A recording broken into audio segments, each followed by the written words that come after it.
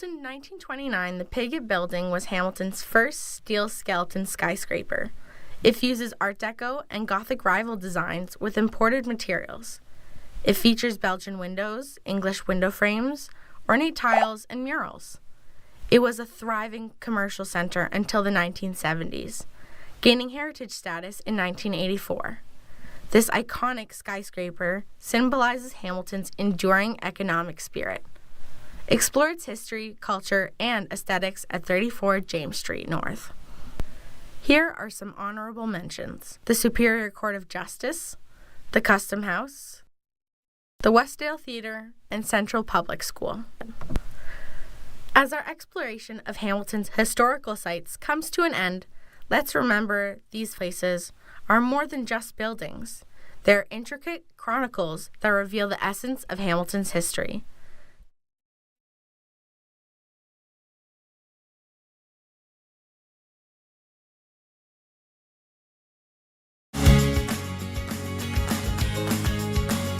This time on Marissa's Easy Kitchen, I'm joined by my dear friend Carlo Gambale from Nardini Specialties, and we're visiting Sicilia. Made a stop off at Bliss Gelato and take a look at what we're having for breakfast.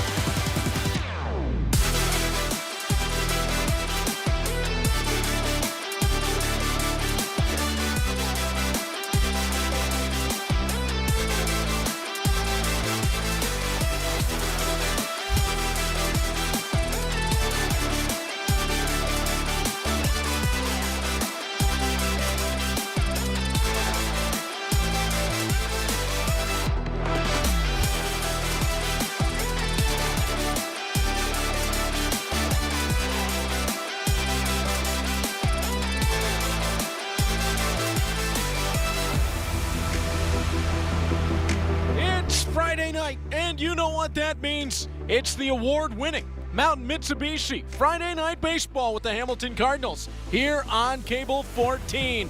And it's almost the end of a middle season series as the Cardinals host the Toronto Maple Leafs for the third time in the last 4 Fridays as we send things down to the field for our national anthem.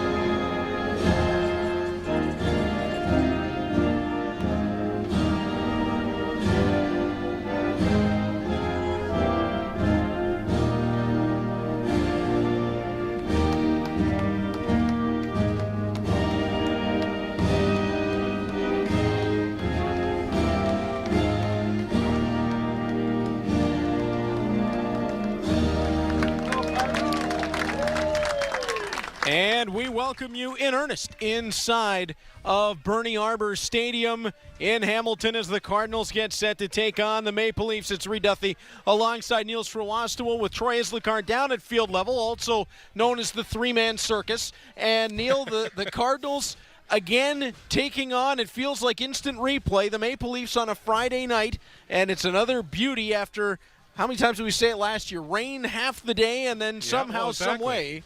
the sun comes out. Well, no sooner did I post that tweet out, hey, we're going to get this ball game, and it started raining again. And then a couple of seconds later, we got a rainbow down the right field line. So I guess the baseball gods have shone upon us once again, and we get some baseball tonight. And it's going to be Mr. Friday Night for the Hamilton Cardinals, Brett Lawson, who will take the hill once again. Lawson back after having to exit last week's game. There was a bit of discomfort in his leg, and luckily for the Cardinals and for Brett Lawson, doesn't seem to be serious. Well, hopefully that was the whole thing. It was like to see him out mobile on his way out of the field on Friday night as well. That stuff, yeah. As we'll go back and take a bit of a look at what happened last Friday night, as Brett Lawson started that game for the Cardinals, but he had something with his leg that just didn't seem right. He was trying to stretch it out, whether it was a cramp or a muscle spasm or a pull. And, Neil, we could see that Brett Lawson just wasn't quite feeling right on the hill. Yeah, definitely. And that's not when you see a typical Brett Lawson start out there. That was he was trying to battle his way through it. But in hindsight, I think he'd be the first one to admit maybe I should have came out when I first felt it. Well, he has been outstanding thus far on the season for the Cardinals, and he'll have to be outstanding again, Neil, as he's going to face a loaded Maple Leafs lineup that, since the last time they were in this ballpark, have taken right off, led by Jordan Castaldo in the leadoff spot. And I'll let you take it away with the rest of this batting order. Jordan Castaldo and everybody else just going, I don't know. You can definitely tell summer is in the air for the Toronto Maple Leafs as Castaldo's going to lead off. Justin Mara is the DH tonight. Marcus Knecht is batting third. John Salazzo batting in the fourth spot at third base. Ryan DeSantos batting fifth in left field. Lachlan Maud is doing the catching tonight. Of course, the rookie had a great game Sunday afternoon at Christie Pitts. Jose Vinicio batting in the seventh spot at shortstop. Connor Lewis batting eighth at center field. And Dan Mara is batting 9 in second base. And since that point 2 weeks ago when we saw Jordan Castaldo take to the leadoff spot, Neil, this offense for the Maple Leafs has taken flight. They're up to 6-10 on the season. They're right on the heels in the sixth spot of the Cardinals, who sit in fifth. Exactly, and it's just, again, you just saw that when they needed to make that change, they made the wholesale change in the line. Castaldo went into the leadoff spot. Vinicio dropped down to 7, and almost saw immediate results from both guys. As Lawson will wind and deliver, the Cardinals got off a bit of a 4-game slide, and it really was just a matter of time until the performance came back around. They got that, Neil, in their last outing, the 6-3 victory, and now they look to continue a bit of momentum. As Castaldo, sweet swing, but sends it foul. And, there were some games in that 4-game skid there. They had opportunities to win. They went in extra innings. They had a tie ball game against the Maple Leafs, and, of course, they lost in extra frames. And other games that just seemed to slip away early from them. As Lawson will wind and deliver, gets Castaldo swinging through, and Lawson opens his night with a strikeout. And that is now 61 strikeouts in Cardinals home games, which means I guess that's, let's do the math. $183? You donate it? 63 times 3? 189? That sounds right to me. Yeah. Yep, we're going with it. We're going with it. 61 strikeouts on the year now. Yeah, you're right. Yeah. Justin Mara will step in. We'll just keep to the strikeout count. Let the math get figured out by themselves later on. We did enough math this week. We both have phones with calculators. I know, right in front of us. And we're just like, doing math. We're doing math. We're doing the hard work here. Why? My dad, who has a math degree, is somewhere at home right now just going, oh, my God. Yep. Slauson will wind and deliver. I can just picture my math teacher, Mr. Furring, somewhere just shaking his head. He still didn't learn. Yeah, exactly. He still didn't learn. As Lawson will take that long stride to home, goes off speed. Ooh, where did that And miss? Troy's being awful quiet down there, so let's just figure it out ourselves here.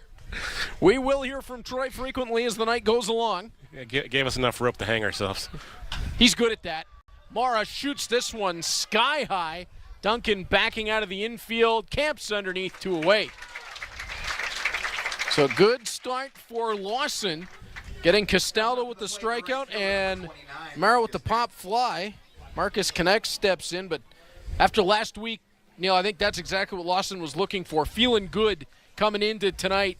Get a little bit of momentum rolling his way. No question it is. He just wants to get off on a good roll and just feel confident on the hill again. Knecht batting .375 in the month of July or in the month of June here. Let's not get ourselves that far ahead of ourselves here.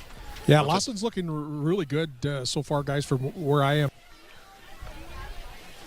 Cardinals dugout, and he's got a great stride to home plate and really looking confident. Ball on the ground, Ian Tomasi, and that one is away from Rempel over at first base. DeBanning will step on. Tough play to make as Connect will be up to second base.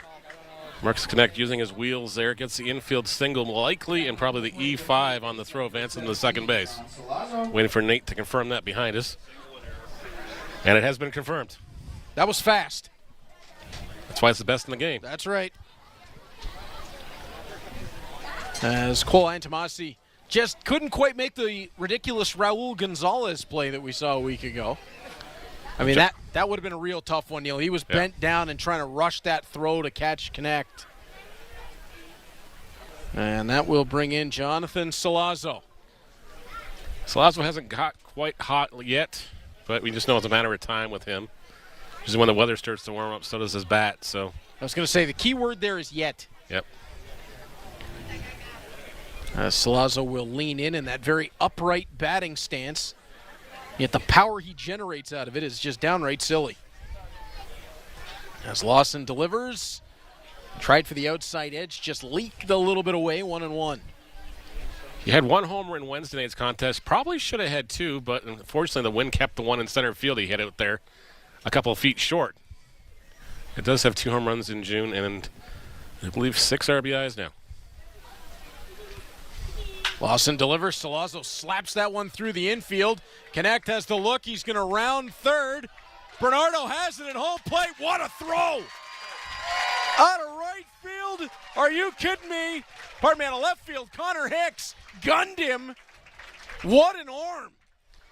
That's why you got a catcher in left field. Wow. Connor Hicks with a monster defensive play. Neil will take another look. Salazzo through the infield, and watch this out of left field. One stride for Hicks, boom. That is all arm, and Connect's like, oh, it's already here? Luis Bernardo could have read the New York Times Sunday edition by the time that ball got to home and probably plate. got through halfway through the crossword. Good point. We'll be right back with more Mountain Mitsubishi, Hamilton Cardinals, Friday Night Baseball on Cable 14.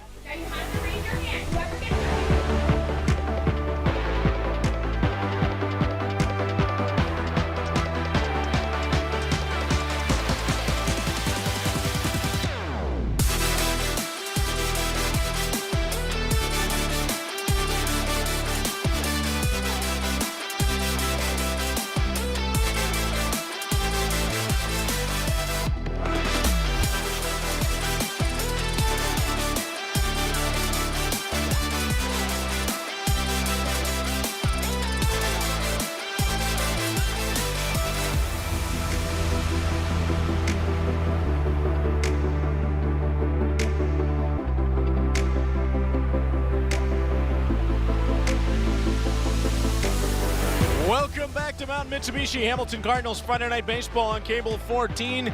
Wilgenius Alvarado gets the start for the Toronto Maple Leafs, and he was the starter the last time the Maple Leafs were in here on Friday night.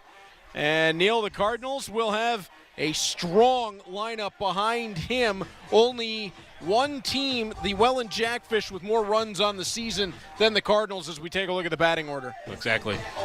Nicholson will lead off. Murray to bat second. Duncan's third. Luis Bernardo is batting fourth. Connor Hicks with that great throw in the end of the first inning is batting fifth. Dennis DeBanning is batting seventh. Josh Niles, Tanner Rempel, and Ian Tomamasi will be the 9 batter for these Cardinals. Cardinals, who entered the night at 7-7 on the year, they're 5th in the IBL. Only 4 teams have allowed less runs. Coincidentally, the 4 teams ahead of them, and only one has scored more. That'd be the Welland Jackfish, as they always score lots of runs and definitely can put up runs in bunches that they saw on the weekend if you're the Guelph Royals. Run differential of 37 for the Welland Jackfish. As Alvarado delivering a first pitch ball to Brendan Nicholson. The big downfall for the Maple Leafs to this point in this season has been all the errors, extending innings, allowing teams to get extra bats and extra outs. Cardinals have scored 99 runs on the season. The Maple Leafs 95. But to Neil's point, Cardinals have allowed 78 runs. The Maple Leafs 119. As Alvarado delivers, Nicholson shoots that to short. Vinicio up with it, and that one a bit off target. Did Nicholson make it to first? He did not on the slide. Castaldo with the tag, and it's one away, and that got a little adventurous. Got a little adventurous there, and a good job by Castaldo to bring that one in, especially we've talked about it many times. The sun sets right in the eyes of the first baseman here, unfortunately, so they have a hard time as it is, so that's why Vinicio put that little airmail to it. And Nicholson just unfortunately couldn't land on the bag down the line. 6-3, and then a little Marcel Marceau man in the box routine from Brandon Nicholson trying to get back to the bag. Zach Marriott steps his way in. And Marriott, Pirates said he went around. He tried to hold up, but couldn't put the brakes on. We'll take a look at the Maple Leafs defensive lineup after Marriott's at bat. As Alvarado will wind and deliver, and Marriott fights that one off as it was crowding him. Mara at second to first to Castaldo, 2 away. And in the field for the Maple Leafs tonight, when you look out into the field, it's Connor Lewis in center with Ryan DeSantos left, Marcus Connect right. To the infield, Jordan Castaldo, Dan Mara, and John Salazzo first, second, and third with Jose Vinicio at short. And Wilgenius Alvarado and Lachlan Maud are the battery for the Maple Leafs tonight. Connect, Lewis, and I'm drawing blank here now. DeSantos definitely got some good wheels beside themselves here, so yes. Cardinals are going to have to hit the gaps if they want to get anything in the outfield. Well, Tyler Duncan steps in, and he'd like to hit a whole lot more than just the gaps. Alvarado delivers. Shot over to first, but it's right to Jordan Castaldo. And it's a quick first inning as we will go downstairs to our Troy Islikar, who had an opportunity to chat with Hamilton Cardinals manager Chris Piano. Oh, it is time for my favorite game of all time. Chris, the team coming off of a big win last Sunday. I watched a good portion of that game, and they really seemed like they were more relaxed out there, having fun, enjoying. You think that might be the key for the last little while? Have you had some bumps in the road? Yeah, no, I think, being loose and, like I was talking to the guys before the game, I said, guys, any team can win on any day, right? So it's so competitive. It's the most competitive it's ever been. So you have to come prepared to play 9 innings every time you're out there. To go into London with that crowd and, with London being London, we were just trying to go loose. We were just trying to have some fun beforehand, and I think that was the recipe to help us get ahead. And it's so much easier to win games when you're ahead. And I think the last 5 games before that, we were just battling from behind, and that's it's hard to climb back and get those wins. So we were ahead. We never gave it up, and that was great for us. Do you think that'll be the key for tonight? I mean, this Toronto team, you've seen them a couple times in this park. They've took one from you. You took one from them early on. What's going to be the key here tonight? It's going to be a shootout. I know that. There's going to be a lot of runs tonight.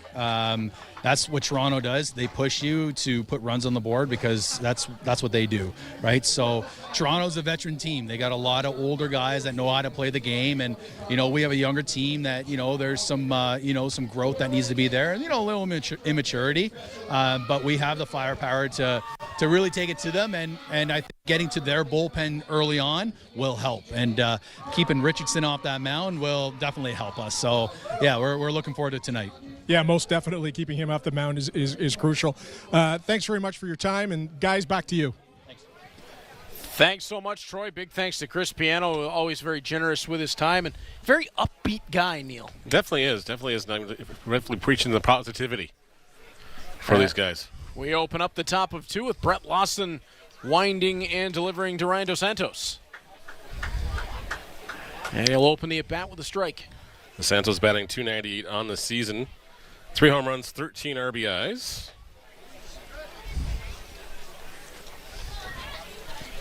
And 1-1 the count to Dos Santos. Open in my ear, guys. Open in my ear. Lawson delivers, and Dos Santos chops that one into foul territory. And that'll be a souvenir. Down by the Cardinals bullpen, which we saw the imposing figure of Zach Cameron out there tonight. He's a big guy. Looked like he should be playing free safety somewhere in the CFL. And, Dos Santos, that one was a bit of a delayed call, but a looking K. And that's the second already of the night for Brett Lawson. Indeed. And there's pizzas running by. Where'd they get those inflatable pizza things? I'm guessing they came from Little Caesars directly because it looks like it's just part of the costume they usually have too. Oh, right. As Lachlan Maude puts this on the ground. Cole Iantomasi backing off at third base. That one into the grass. Whoa, just in time. Tanner Rempel backhanding it out of the grass. Jose Vinicio was not happy with the call. Lachlan Maude, you mean? Benicio's coming to the plate. No, Vinicio was very... Stepping up to the plate, the short. I was watching his reaction, and he was very animated to the ump. Yep. And he's all smiles as he comes and says hello to Jeff Rose behind the plate here as well. Well, when you've got Jeff Rose behind the plate, you know that strike zone, you and I can pretty much put our feet up and trust it. Yep. As Lawson, Vinicio threatening a bunt. And he's one of the few guys in the IBL that he can do that at will anytime he wants because he puts a bunt down and he's going to be at first base. Well, speaking of bunts, I don't know if you saw the highlight or not of Josh Garton coming up Wednesday or not. Yeah, what was that? So, he had 2 home runs already. So in the 5th inning, he came up just to, mess with the Leafs a little bit, squared around for the first pitch, and was just had a giant smile on his face afterwards. I broke out laughing as soon as I saw it as Vinicio shoots this one. Jenny thought I was watching something on Comedy Network or something because I was laughing so hard downstairs. Yeah, that was my reaction too. Whoa, we got word from downstairs that foul from Jose Vinicio just hit the Cable 14 truck. Vinicio, our lawyers be contacting your lawyers. It's all good. That's right. Insurance providers are going to be necessary. It's the ball to second, and Marriott makes the play. Quick over, 4-3, and we've got a lightning quick open to this ball game as we're through 1.5 as Brett Lawson will make his way back to the dugout. Cardinals bats back in their hands when we return to Mountain Mitsubishi. Hamilton Cardinals Friday Night Baseball on Cable 14.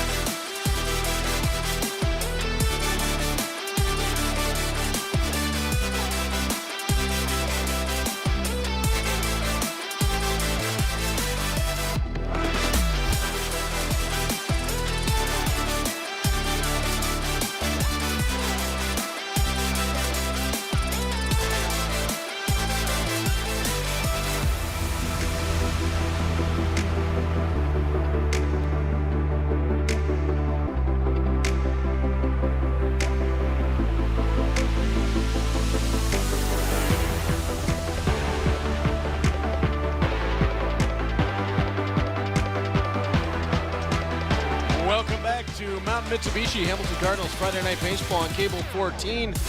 Despite a kind of ugly afternoon weather-wise, the crowd has continued to pile in to Bernie Arbor Stadium. They were a little late arriving, and not exactly surprising. Some folks might have had to have swam here. Well, exactly. It's like, they had to make sure the game was still on because, it did get a rain shower about 6:30 for a couple minutes here, too. So it was just like, okay. As soon as they had tweeted out the picture, like I said, it's going to be a great night for baseball, and then rain came out. I didn't even see the cloud come in. So it was just like, okay, where's it coming from? Now, what we do understand, and probably a good thing that Lawson and Alvarado are working as quickly as they are early in this game, sometime between 10 and 11 o'clock tonight, there is weather in the area. Now, whether it's going to strike, we may not know that until 9:59. Yeah, well, exactly. But there is the threat, so these teams will certainly want to be playing with a lead as we get deeper into this ball game. Well, Toronto and Guelph were battling that all Wednesday night down at Dominico Field as well. They heard the lightning, the thunder in the background, but thankfully nothing crazy came down. There was some wind. There was a little bit of a shower, but nothing major. We're not using aluminum bats. We're all right. No, we're all right. Alvarado winds and delivers, and that one on the outside edge.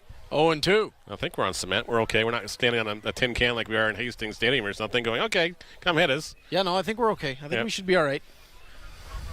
Although Troy and I once did a football game on top of the Cable 14 truck in a thunderstorm. I got to see pictures of this because as much as I believe you guys, I just got to see. What possessed you guys to go up there? Our old friend, and may he rest on, Donnie Edwards, convinced us that it would be a great idea. Well, it's probably a great vantage point. It was brilliant as Luis Bernardo goes down on strikes.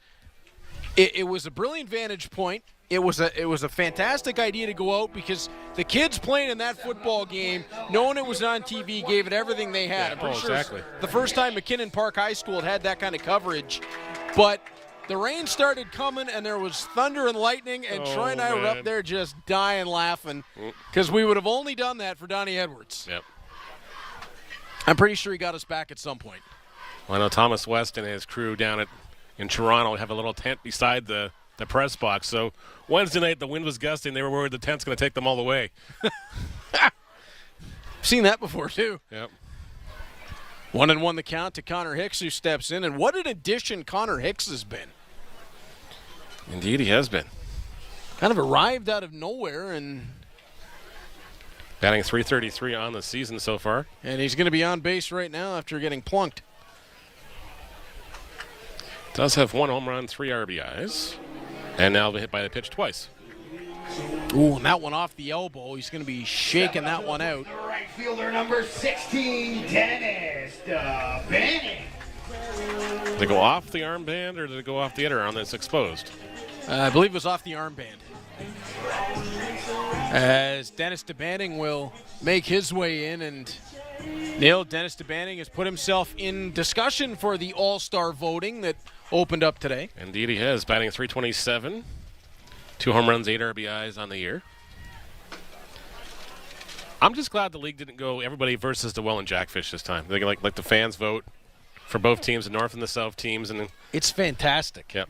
But I noticed on the ballot, and a couple of people already pointed out to me, there's some guys that are in there in the wrong positions too. So just be careful when everything else. I'm sure the powers that be will fix that momentarily the next day or so. DeBanning fires that one up and out, foul, 0-2. The other thing we have to remind folks at home is you only can use the same email address once for this ballot, so make sure. That's right. If you're trying to get your guys in, i.e. Mrs. Niles, et cetera, like that, you might need to get a couple more email accounts or get all your coworkers to vote for your son as well. Yeah, well, that's true. I'll tell you, I was going through that today, and it's not easy choices. And well, that's what I'm just sitting there going. I tweeted out and going, I don't know who to vote for because I'm going to make some unfortunate enemies all of a sudden. Rare miss there from Jose Vinicio as Dennis DeBanning is going to be on, and it moves Connor Hicks over to third base. It looks like Vinicio had a weird hop. And yeah, it took a weird spin on him. It's just like seen that here before. And he's going to try to play it on the bounce, and then it just spun away from him. Took a towering bounce. Yeah. And speaking of Josh Niles, that's going to go in the scorebook as a single. Runners on the corners now. Yeah, I don't think you can blame Jose Vinicio on that. Not at all. If that's even remotely playable, he's going to make that play. So Josh Niles, who brings one of the sweetest swings in the IBL, up to the plate, and after starting off a little cold coming back, he's found it. He definitely has. And almost back to that form that we saw out of Josh Niles 2 years ago when he arrived with the Cardinals and was putting on a show with the bat. Of course, I was talking to Dylan Baker in London on Sunday afternoon just before Niles came to the plate, and it was like he pointed out, yeah, the first he was like 0 for 5, 0 for 9 when he started, and then, of course, going into London last Sunday, he was 5 for 9. Yep. So he's definitely got his groove back on. And a chance to add at least one RBI here with a base hit. And it looks like he's going to do just that as he'll send it into right field. Ball's going to be cut off. DeBanning's got to make his way back to first, or it's going to be a double up. And it is. Run counts. So the run counts as Hicks comes home, but DeBanning thinking that one was going to be way, way back. Gets caught on his way back in. So, Neil, the Cardinals take the 1-0 lead, but won't extend the inning any further. Nope. For your Cardinals as we head to the top. Unfortunately, they won't. But it'll be a sack F9 for Niles to get the run home. And then DeBanning is doubled up 9-3 on the tail end of the double play. So unfortunate on the end, but the Cardinals get what they need. The run across the board. They have the 1-0 lead. And we're going to hear from our friends at Armstrong Bird Food. Sometimes the littlest things can make the biggest difference. Like nature brightening your day. Bring nature to your backyard with Armstrong Bird Food. Feeding Cardinals since 1986.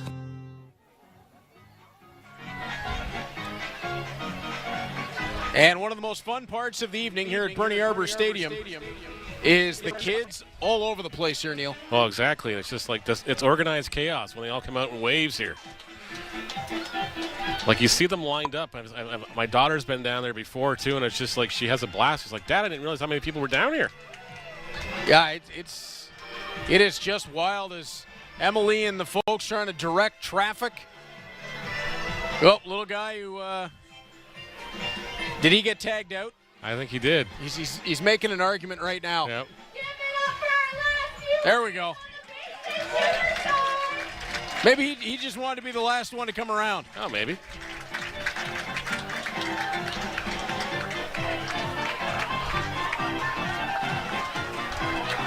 So, Neil, one of the things that you talked about earlier on tonight as we see the kids making their way back towards the stands was errors have been haunting the Toronto Maple Leafs, but last week the Hamilton Cardinals had their issues with errors in a game against the Kitchener Panthers that they likely want back, and it started a bit with Cole Iantomasi and Zach Marriott being switched. Iantomasi began the game at second, Marriott at third, and it just felt like they were never quite comfortable in those exactly. positions. And then halfway through the game, they switched back, and I think everything got settled down by that point. But unfortunately, by that point, the Panthers had already run away with it on the scoreboard.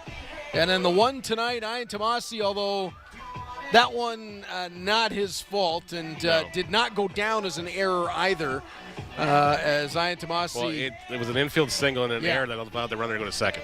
Well, good point. The error did not allow for the base hit. It was the extra base taken. Yeah. As Iantomasi tried to make the incredible play that Raul Gonzalez wowed us with a week ago. I think I watched that like 20 times. I did too. I still can't figure out how he did it. Oh. I meant to ask him, but I didn't get a chance to. Maybe I'll get a chance sometime this weekend to ask. How did you find that? He's not a little guy either. And he came running and went all the way down and in one motion threw it on a rope to first base. He definitely did. Just spectacular stuff as Connor Lewis is going to step in to open up the top of three for the Maple Leafs. And Lewis will swing this one into shallow center field. That'll definitely help his average, which was sitting at 206 coming into action tonight. Stepping up to the plate. I might put it at the 210 around there somewhere, but yes, it would definitely help. And the Leafs have got the leadoff man aboard here to start the third inning. And Dan Morrow will step in.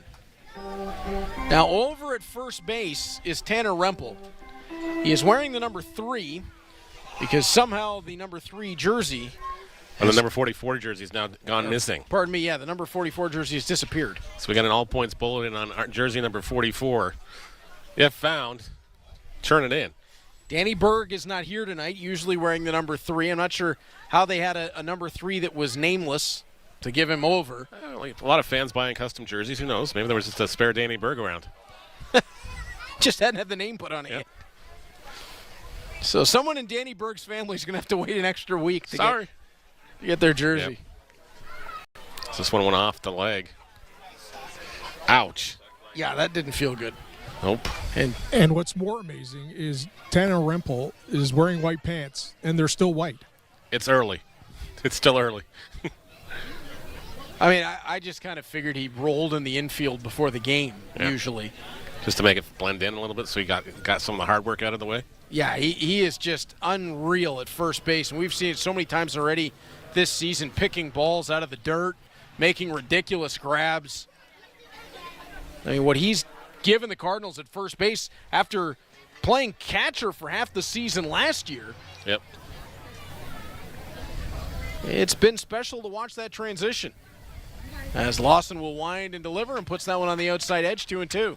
Yeah, so many of the skills that you have in behind home plate, you need over at first base there to be able to block balls down and get your body in front of it, and he does all that. Troy, I haven't had the chance to talk to him about it yet, but if you get the chance while you're down there, can you ask him if he played goaltender somewhere along the line? Yeah, absolutely. As Lawson delivers, that one runs low, count comes full. Neil, you and I were talking about that. He had to, whether it was road hockey, Mini inline stick, hockey, something, yes, something. He had to have played goal somewhere before. Yep. He looks too natural. I'm picturing that the Rempel household with the laundry thing being protected by a young Tanner. I'm sure Dents they're all over the laundry. I'm sure they're watching online out there in BC. Maybe they can message in and let us know. Yeah, we welcome the extra messages. We will take as many contributors to this broadcast as possible. Exactly. We always do give credit where credit is due as well. Takes an army. As Brett Lawson will lean in. Halfway into July and August last year, we were essentially opening the broadcast up to Twitter. Mm-hmm. Between the two of us, we had all kinds of messages rolling in. And now with Troy here, too, we're going to have them all over the place. As Lawson runs that one inside on Dan Mara, and with nobody out, runners on first and second.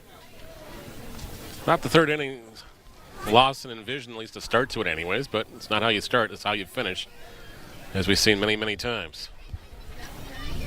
Stepping up to the plate, the first baseman, number 5, Jordan Castaldo. Not exactly the spot where you want the lineup to roll over with Castaldo, Justin Mara, and Marcus Connect.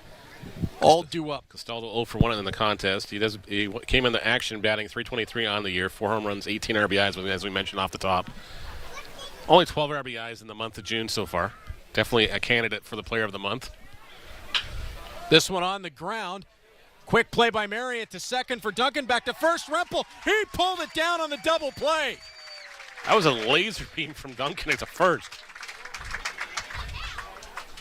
Oh, what a quick transition from Marriott to Duncan.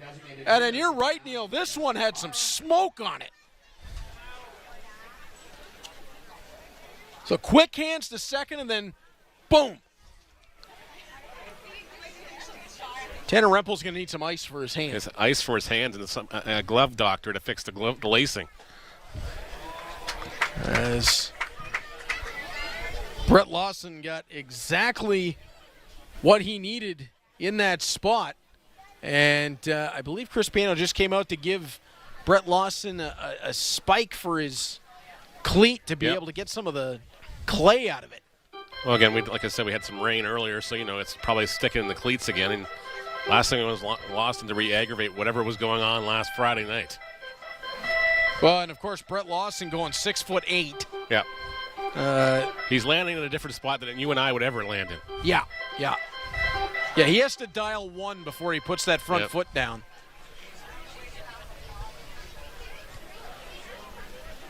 You can just see the mound marks even where his foot mark is compared to where Alvarado's are too. Runs that one on the inside edge. Mara looking at it 0-2.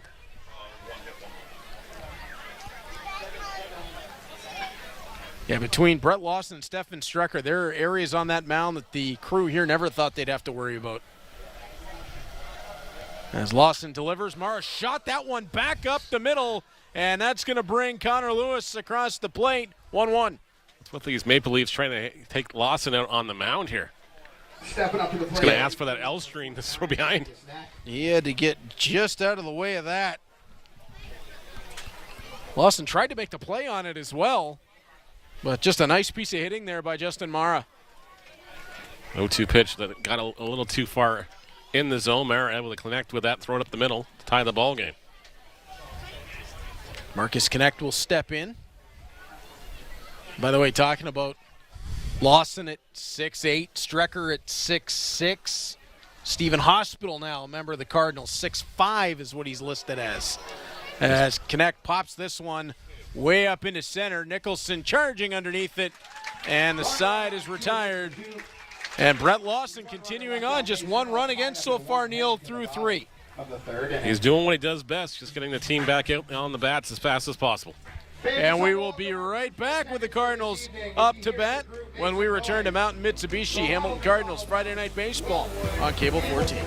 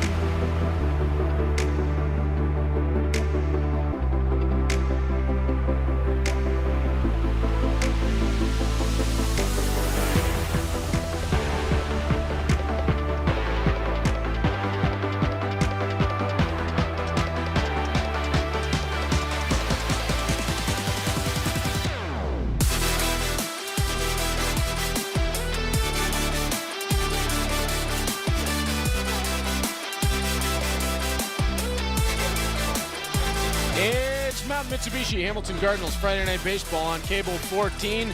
And Neil, that weather that we were talking about is affecting a little bit to our west. It definitely is. London Majors and Welland Jackfish at Labatt Park are pushed back a little bit, delayed due to rain. Thankfully, it looks like Chatham, Kent, and Kitchener got underway at Fergie Jenkinson Field in Chatham, Kent. Panthers up 1-0 in the bottom of the second inning. Number 3, Tanner. So it's just a matter of how that track's coming east. Hope it blows the other way in a hurry. Yeah. Go north, go south, go somewhere, just don't come here. Don't come near the mountains. As Tanner Rempel, wearing the borrowed number 3, steps in for his first at bat.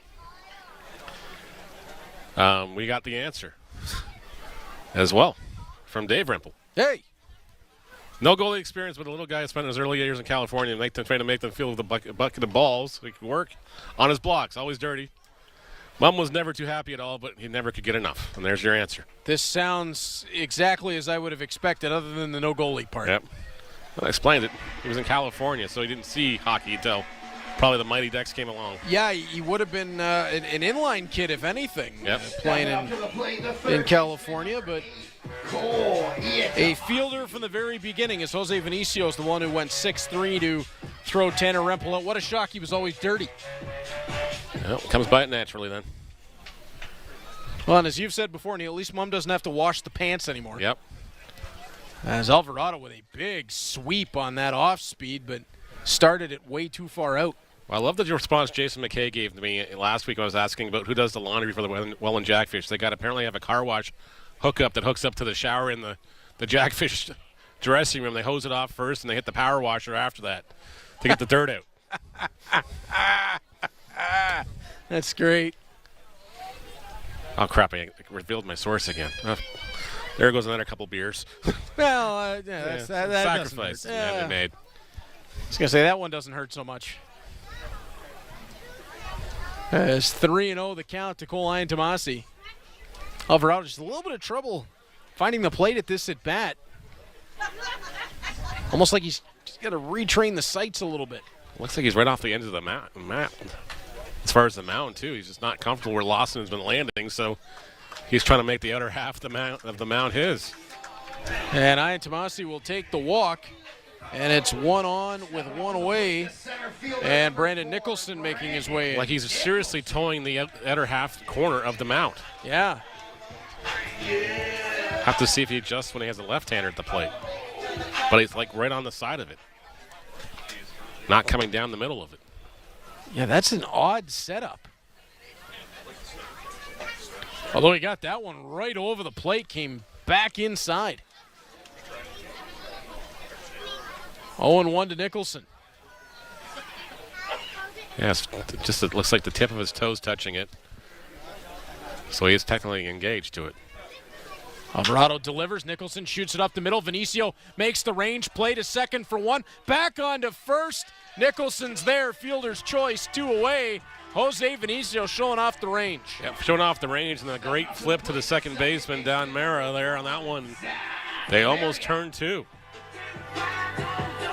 If Mara didn't have to double clutch there, it would have been 2. Yep. Right there. He just had to get out of the way of the runner, too. That was the other problem. Of course, the rules say you're not allowed to block the base anymore, so that's exactly what Mara was trying to avoid. That'll bring Zach Marriott up, who, again, has just had a special open to an IBL career. That he has. The Hendricks College product has been outstanding for these Hamilton Cardinals. And pretty much from the day he arrived, Neil, you could see that there was something special about this young man. The young man's batting .321 on the season coming into action tonight. 2 home runs, 13 RBIs. Nicholson, he thought about stealing. And then they realized who was back there and went, oh, yeah, it's him. Don't try that. Lachlan Maude stepped up, and Nicholson had to scramble back to first base. Yeah, I can't share exactly the details of the text message from manager Dino Romel post Wednesday night's game when I asked him how Mara did against him, and it's like, yeah, it was one of those nights. And you got to figure Mara's been showing the secrets. But actually, it's not Mara back here. Yeah, it's actually it's Lachlan Maude. It's Lachlan Maude. Yep. So definitely he's been imparting some knowledge on the youngster. Yep. I mean, if that's who you're playing behind as a catcher, you got to pull up the chair and sit under the learning tree. Oh, exactly. You think about it, Lachlan Maude's 19. And that time Nicholson tried to take off as Marriott fights it off foul, and that just kept curving away from Ryan Dos Santos. We know Brandon Nicholson is never shy about getting a jump. No. If he can figure out your move, he's definitely going to take the extra few feet here. He was almost daring Alvarado to throw over. Yep. Well, again, because he's one of these guys, he knows the new rules and how to take the most advantage of them. He is the stolen base king in the IBL. And Marriott will hammer this one into center field. Connor Lewis will step up for it. Nicholson's going to go first to third. And Lewis had the rush to throw into the infield just to make sure they keep Nicholson at third and not going home. So it's another base hit for Zach Marriott. And now Rocky Mountain Thunder.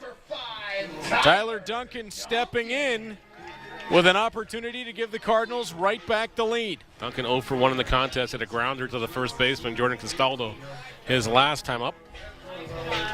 Great piece of hitting there, guys, by Marriott. That 89-mile-an-hour fastball right to deep center. Troy's got the toys out down there. And he does. As Duncan got caught with it running inside. And not the standard issue, baseballs were radar guns either. Alvarado is that fastball is tailing out in between consistently between 87 and 89 all game so far. Wow. I'd be blinking and going, okay, it's past me, right? Yeah. Alvarado bringing some serious smoke as he tries to challenge Duncan, who slams this off a fence way foul at Bernie Arbor. Boy, this is quite the battle. 0-2 to Duncan, but if Duncan had been around on that pitch, Neil, it's out of here. Exactly. Alvarado thinks he probably got away with one there. I read that, but I didn't. Alvarado delivers, got Duncan to stare at it, and he'll make his way off the hill. Alvarado into a little bit of trouble, gets out of the trouble. We are through 3 full innings, 1-1 the score. We'll be back with more Mountain Mitsubishi Hamilton Cardinals Friday Night Baseball on Cable 14 after this.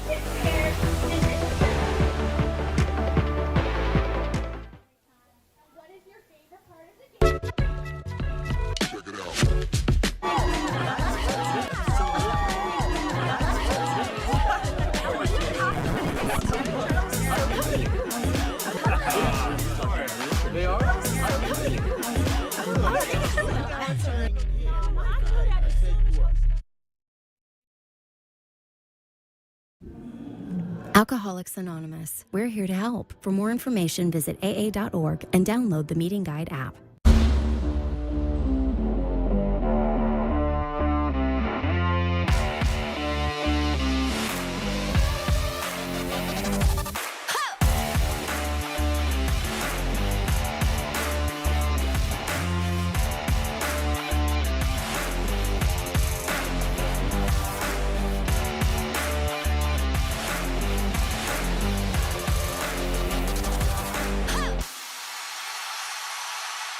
3 days of transcendental escapism. This event is all about rebirth. Namaste. You've got no idea what you've just walked into. These are people, they are lining up for slaughter. They need help. Sten, they're coming for us. I say we show them the same mercy they've shown us. Where are you going? Nervous week.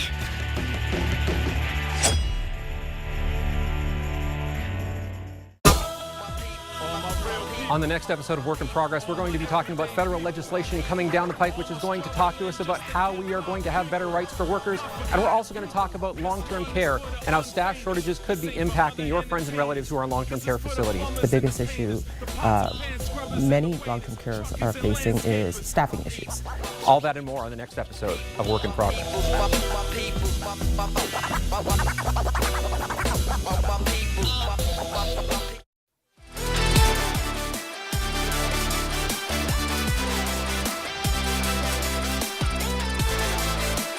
Welcome back to Mountain Mitsubishi, Hamilton Cardinals Friday Night Baseball here on Cable 14. Jonathan Salazzo leading off the top of the fourth inning, and he'll shoot the first pitch from Brett Lawson foul.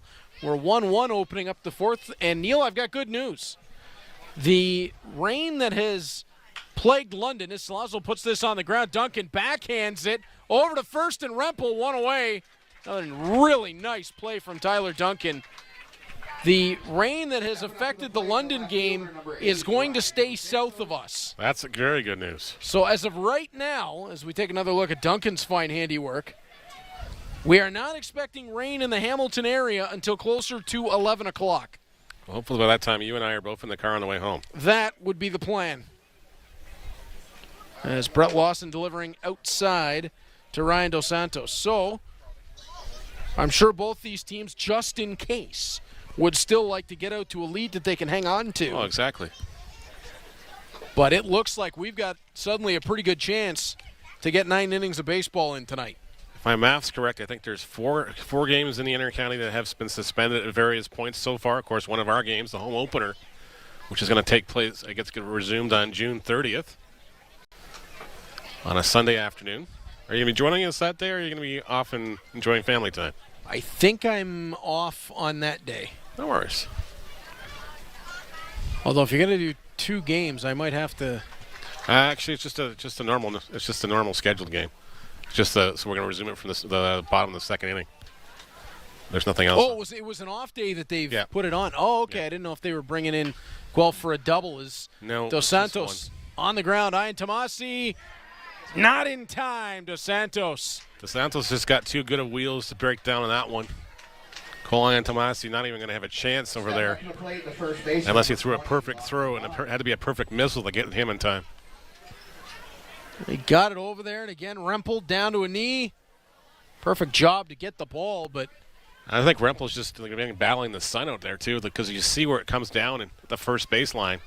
Even with the glasses on, we saw Julian Johnson struggle with it a little bit when the Leafs were hit last time, too. And, of course, it is June 21st. It is the longest day of the year. And for the next month and a half, 9 o'clock plus sunsets. As back to first base. Just hopefully not 40-degree heat. Yeah, tonight's actually the coolest night I think I've been in the press box all week, so I'm okay with that. I was in Sarnia for league meetings for the OHL earlier this week, and we had dinner on a patio. Oh. And it was 7 o'clock, and you'd think this should be really nice. Yep. No, it was just 41 degrees. Yep. Whew. Well, I usually cover the Guelph junior team on Wednesday nights, and unfortunately I pulled the plug in the game just because the cameras kept overheating. I was like, okay, I'm not risking my equipment here. Sorry, guys. Nothing you can do. And then thankfully they got thundered out anyways about an hour later, so I didn't feel so bad. Well, and that was the thing. I was surprised that it's taken nearly a great catch in foul ground that bounced off of hands. I was surprised it took as long as it did for thunderstorms to roll in with the kind of heat that we were experiencing. Luckily, league meetings were well air conditioned. So that's good. Yeah. Folks in Sarnia put us up in a lovely spot right down by the water. Oh, nice. Wow. So if it wasn't so hot, it'd been a great night for a walk or Well, something. that was the thing. I think the intent was be right down by the water. You can go hang out, go sit out by the water and have dinner. Great idea. When they booked it, there's no way they could have expected 41 degrees. I'm pretty sure that wasn't listed in the Farmer's Almanac either. Yeah, it's going to be really hot that day. Yeah, no, it certainly wasn't. As we'll take another look at the foul back from Lachlan Maud. Ouch. Jeez, we've seen a couple of Maple Leafs sting themselves in this ball game. Jeff Rose giving him all the time he needs to just, get his wits about himself, maybe say a couple choice words off to the side so kids can't read it on microphones, and we go back to action. Mark of a veteran umpire who knows what he's doing back there. Lawson delivers. Bernardo's going to hop up. Dos Santos. Oh, what a steal. Bernardo put that on the money, and it wasn't in time. Dos Santos got good wheels, and he got a good read on that where the ball was coming in, so he slid to the back part of the base.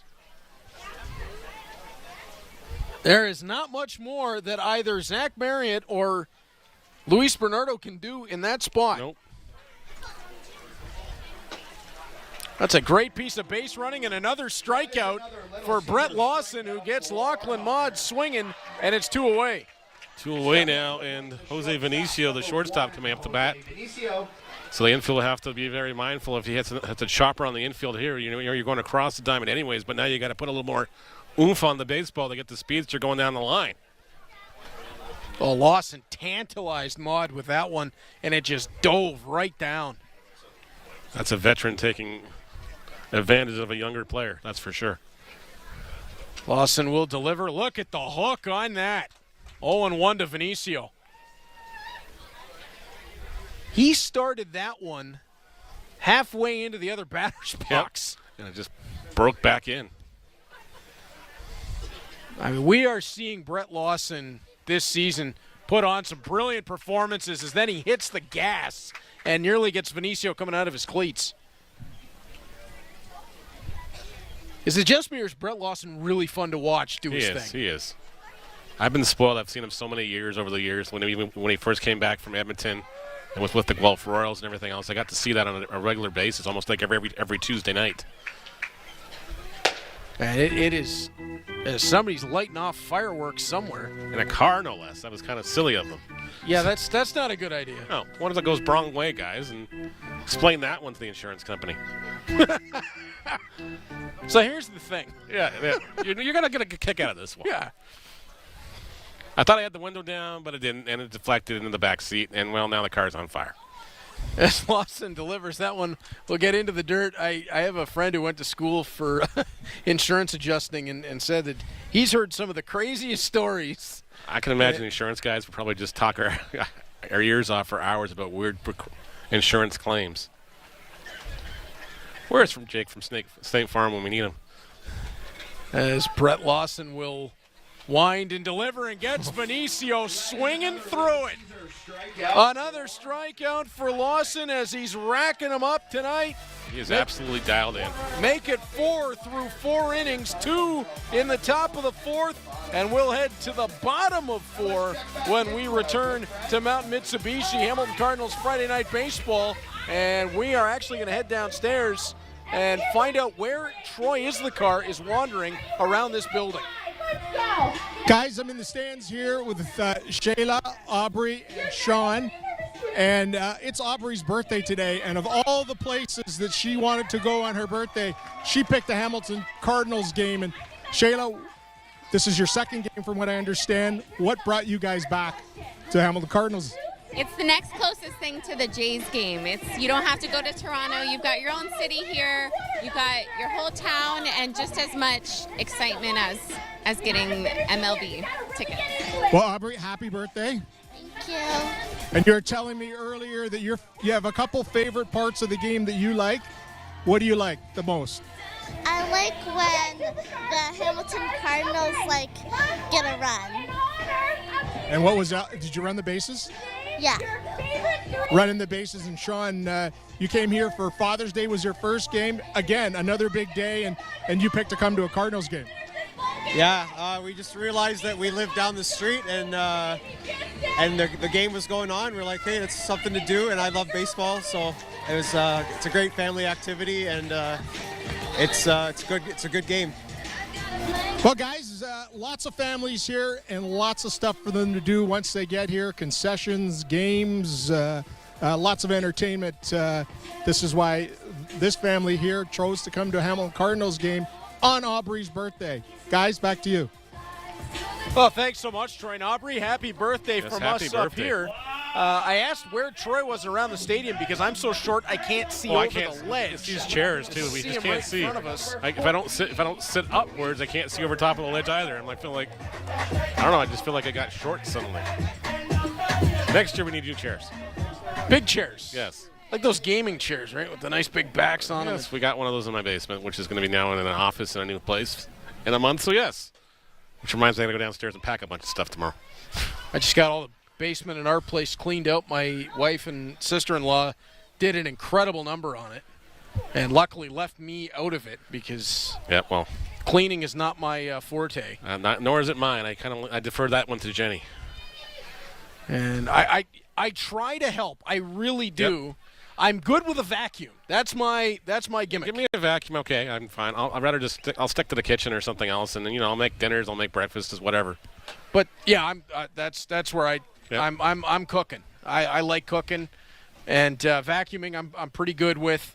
But when it comes to the actual cleaning and organizing, I just find stuff kind of moves positions. It doesn't really get organized. No, it just moves over. Oh, it was in this pile. Now it's over here. That's right. It was over in the left. Now it's on the right. Now it just moves. It doesn't actually get cleaned up. Nope. It's 3-1 the count.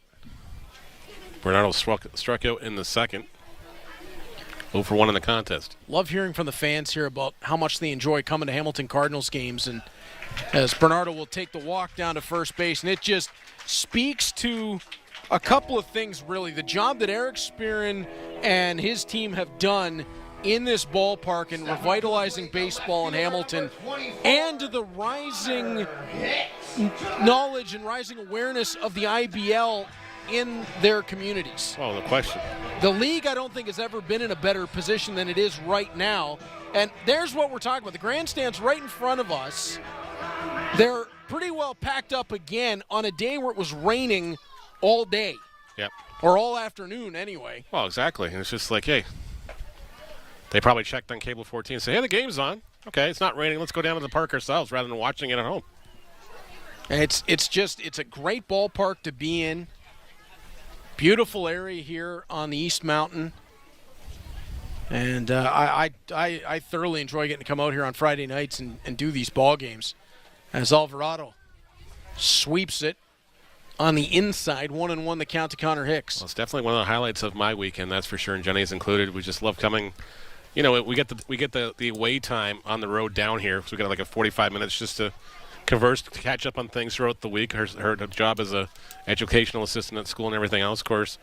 Next week is the last week of school, so we're just kind of gauging how these kids are as far as their attention levels and everything else. It's just kind of like, okay. My son's graduation was last night. It was amazing to see. He won an award, which he had no idea he had won or anything like that, so he was just elated, and all his classmates and everything supporting him last night, too. They surprised him with the award? Yeah. I had that in my high school graduation. I won an award for essentially writing what was a thesis in my history class on why the 1972 Summit Series was an important moment in the Cold War. Why am I not surprised? It had to be hockey related with you. Yeah.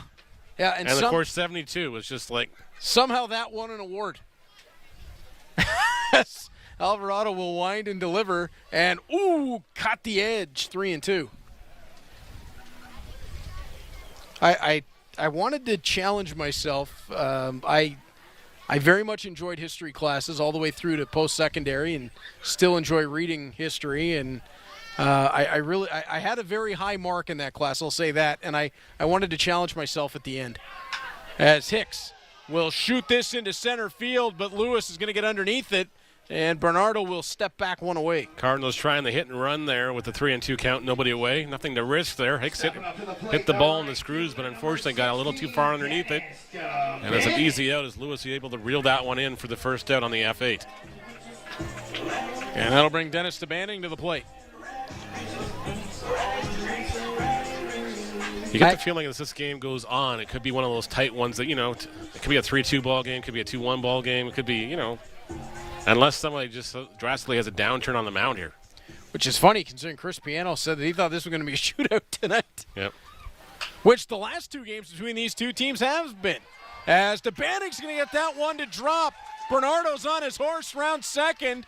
He'll be in at third. DeBanning with the single. It's his second single of the ball game. And just like that, runners on the corners with one away. And Josh Niles will step in. Niles with the sac fly F9 his last time up. DeBanning got doubled off at first to end that inning, but the run didn't come home to score. And Dave Rempel chimes in again on our social media. We appreciate the little tidbits as well, Dave. We'll talk with when Tanner comes up after Niles. As Josh Niles looking to jump on something. As Alvarado induces the pop, Bernardo standing at third. Is he going to have a chance to come home? He's going to try it. Bernardo flying through. Lachlan Maud, not in time. Bernardo slide, scores the run. He's asking for help up. Help, I've slidden and I can't get up. Tanner Rempel over to help his catcher. Tanner Rempel. So 2 sac fly RBIs in the game for Josh Niles. I'm not sure if he split his pants there and that's why he couldn't get up or what. Now that would be something else. Yeah. A catcher who's in a crouch half the game splits his pants by sliding. Look at this slide in from Luis Bernardo. Just yeah, I think he might have. Barely. Yeah. Something. He right away turned to Tanner Rempels. Give me a hand here. As DeBanning getting checked back to first.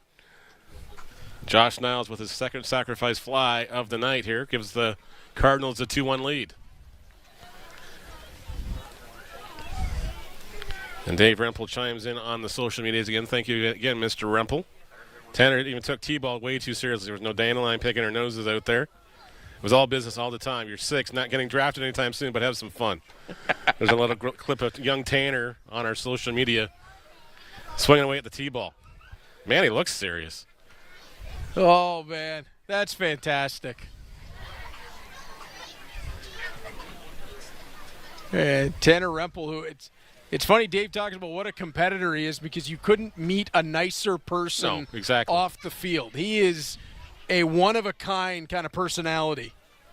Talked before, he reminds me so much of Billy Brubaker from Summer Catch. Yep. I got to watch that movie again. It's a summer favorite for me. Yep. As Alvarado brings it outside. And Rempel sitting on the 1 and 2. Have never looked at a cucumber the same way ever since then either. Kids, don't go Googling that. What a movie. Yep. What a movie. When you're older, we'll have that discussion. That's right. Something about salads. Yep. As Alvarado. He'll deliver to DeBanning on the run, and Rempel clatters this into left center field. That'll roll back towards the track. DeBanning charging hard. He's going to come all the way around, and it's an RBI double for Tanner Rempel. Tanner Rempel got that one on the screws and hit it off the Life Lab signs in the left center field here to make Dad and Mom proud back at home, I'm sure. Cardinals now up 3-1. This is a pretty piece of hitting right here. Swings that and sends Connor Lewis on the run for it. Dennis DeBanning charging hard all the way around. 2 away, Cole Tomasi steps in. And Dennis DeBanning probably right off the crack of the bat knew, okay, if it's in the gap, I'm going home anyways with 2 away. Got to try. Alvarado delivers. That one comes in low. 1-0 the count. So a little bit of insurance there delivered by Tanner Rempel to put the Cardinals up 3-1. But as we know, this Toronto team can turn games in the blink of an eye. They definitely can. Alvarado delivers. Tomasi shoots this one right center, tracking back, but charging on will be Marcus Connect. And that will end the fourth inning The score is 3-1 for your Cardinals. with the Hamilton Cardinals getting 2 across. They lead by a 3-1 score. You're watching Mountain Mitsubishi Hamilton Cardinals Friday Night Baseball on Cable 14.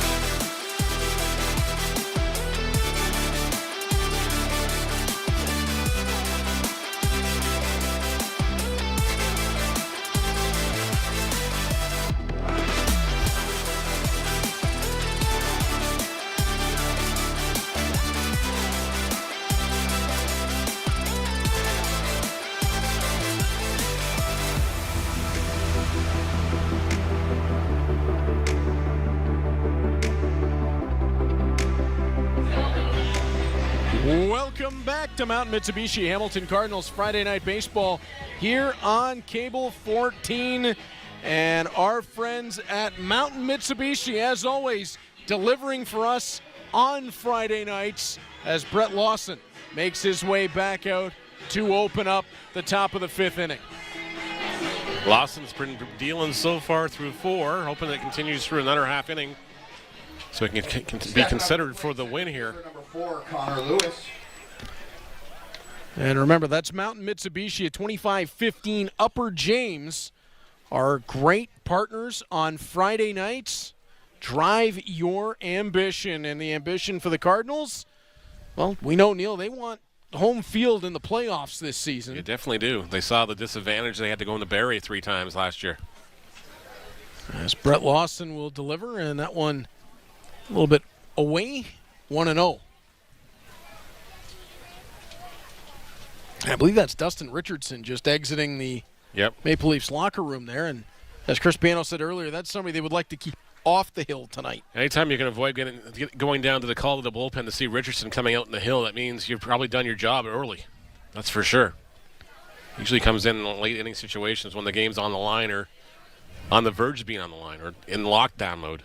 2 weeks ago, we saw him step in for the save. 3 straight strikeouts. Lewis on the ground, charging his Duncan. Can he deliver it to Rempel in time? He does. 1 away.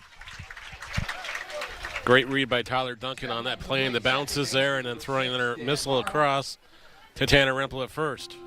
Dan Morrow will make his way up. As Luis Bernardo will reset the gear. Mara got a walk in his first time up in the 3rd. Now, he and Connor Lewis started that run back for the Maple Leafs that tied the game at 1 at the time. Lewis was the run that scored. Mara got caught in the double play with Jordan Castaldo. Yep. As Lawson delivers, and Dan Mara will fire this into right field. DeBanning underneath, 2 away. A few steps to his left, makes the catch, the one-handed grab. F9 goes the putout, 2 away now. And back to the top of the Maple Leaf order here. Jordan Castaldo, his 3rd time up on the evening. Baseman number 5, Jordan Castaldo. A strikeout and a ground ball into a double play in the 3rd inning. Now, we have pretty consistently seen Brett Lawson get through 5 innings in his starts before the Cardinals turn to the bullpen. But so far, Neil, the way he's dealing, you wonder if with, of course, Castaldo, Mara, Connect, and Salazzo, the next 4 batters that he's going to face. Yep. You wonder if the run is going to be a little bit longer tonight. Doesn't look like a whole lot of action right now in the Cardinals' bullpen as Castaldo gets this one to fall in front of DeBanning, who, with Castaldo, is forced to play back in right field. Oh, exactly. Play back in right field and do the safety grab on that one. Concede the base hit. Catch it on the bounce. Keep Castaldo at first with 2 away. So Justin Marr up with 2 away. And Jordan Castaldo over at first. He did pitch into the 6th inning against the Chatham-Kent Barnstormers on that Sunday afternoon with all the wind here. So it was just a weird afternoon. He got the ball up in the air. He was walking off the mound in the 6th inning, and it cleared the fence. He was shocked. I was shocked. I was like, okay, that left the yard. That was a weird day for a baseball game. Yeah, it was.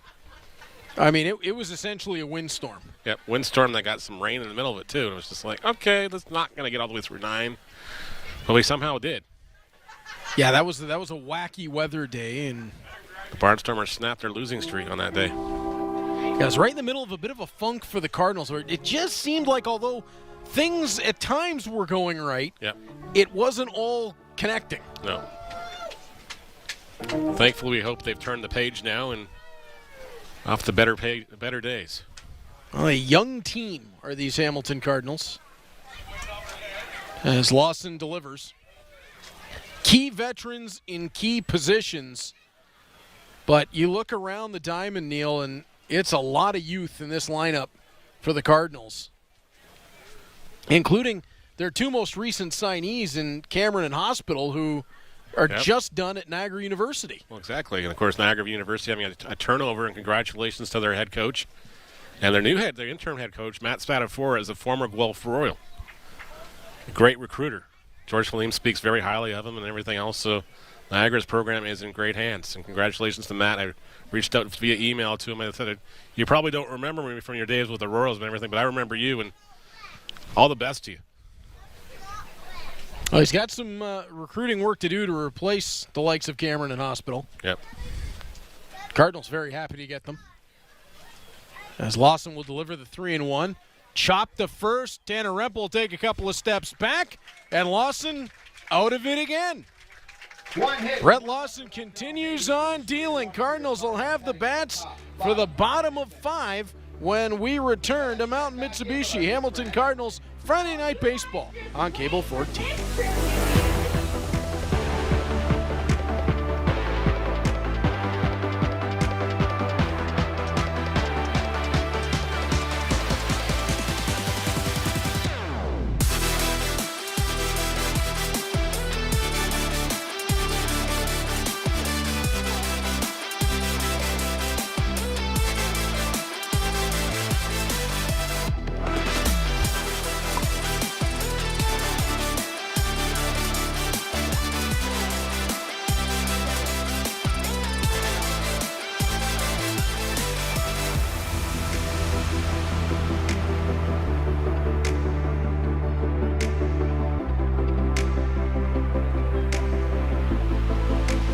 It's Mountain Mitsubishi Hamilton Cardinals Friday Night Baseball on Cable 14. Neil, Cardinals holding a 3-1 lead. Another beautiful Friday night here at Bernie Arbor Stadium. And they have that 3-1 lead courtesy of a couple of runs in the bottom of the 4th inning. Let's go back and take a look at how we got to that, as Josh Niles was the first to drive one in. Niles with the second sacrifice fly of the night. Bringing home the Luis Bernardo, which we are sure. Wasn't sure if he had a wardrobe issue or what there. And then Tanner Rempel with a really pretty piece of hitting, and here comes Dennis DeBanning.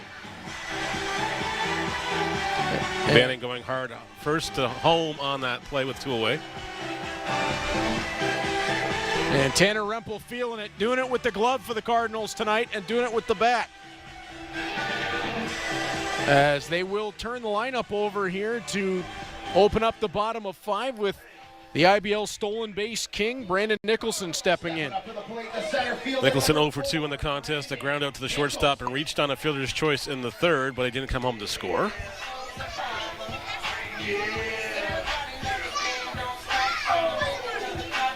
He's had some bad luck with the plate lately, but I think he's about to turn the corner any time now. He's one of those players we talked about when the Maple Leafs started the season slowly that you knew before long the numbers were going to come up. Brandon Nicholson's that same kind of guy. As you get into, we're in late June, you get into July and where you really need the veterans to step up. There's one of them. And you can count on Nicholson to give pitchers nightmares on the base paths. As Alvarado delivering high, 1-1.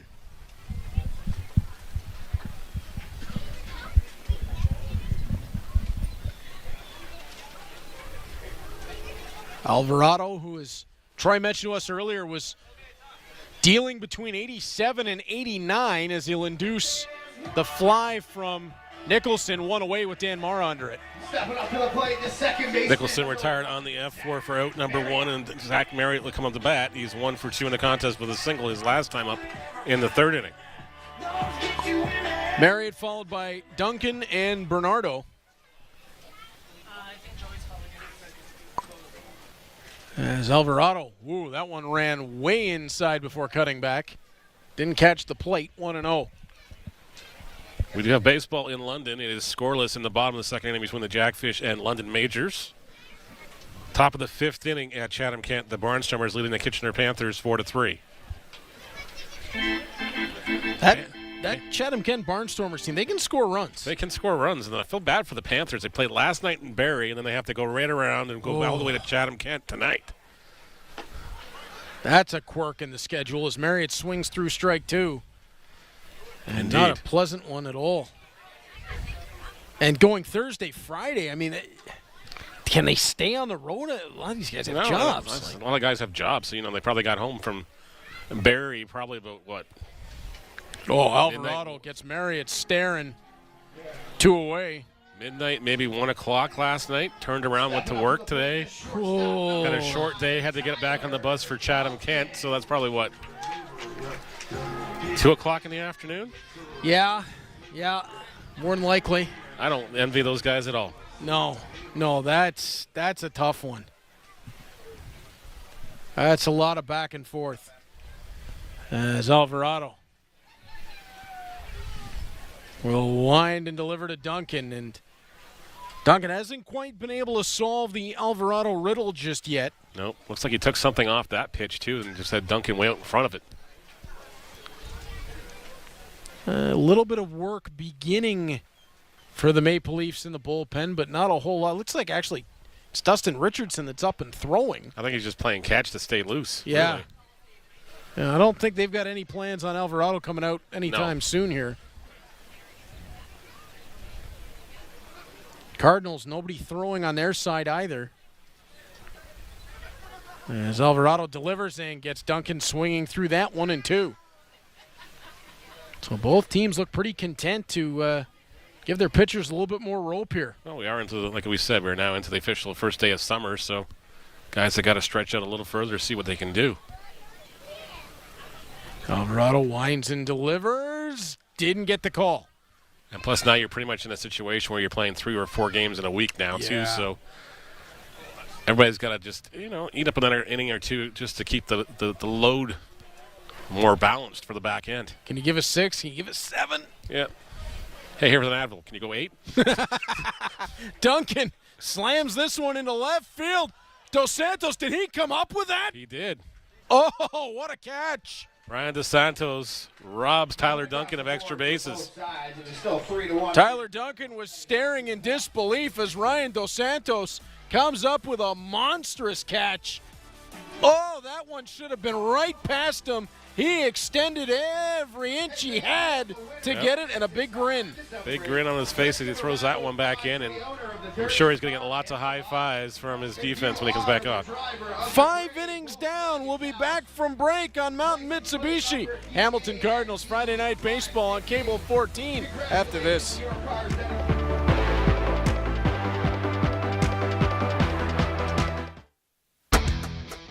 On the next episode of Just Ask Bob, Wednesday at 10 p.m.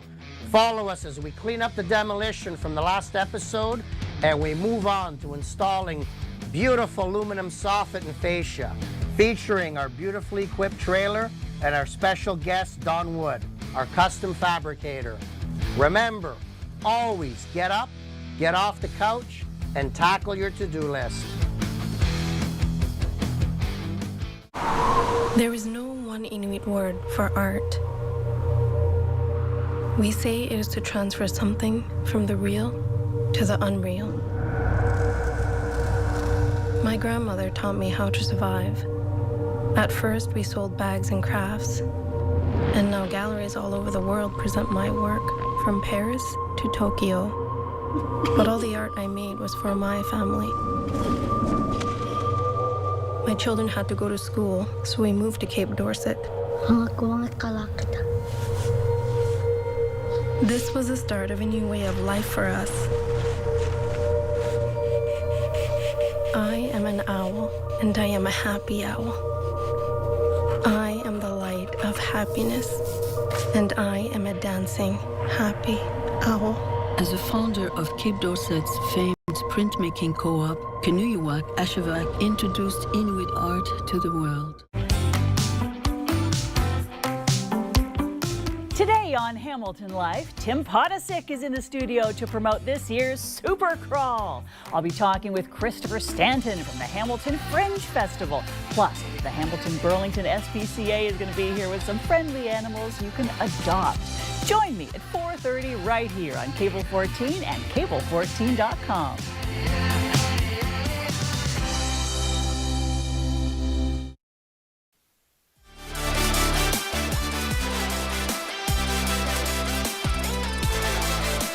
Welcome back to Hamilton Cardinals Friday Night Baseball, presented by Mountain Mitsubishi here on Cable 14, as Marcus Connect took a swing at Brett Lawson's offering and flies out to Brendan Nicholson to open up the top of the 6th inning.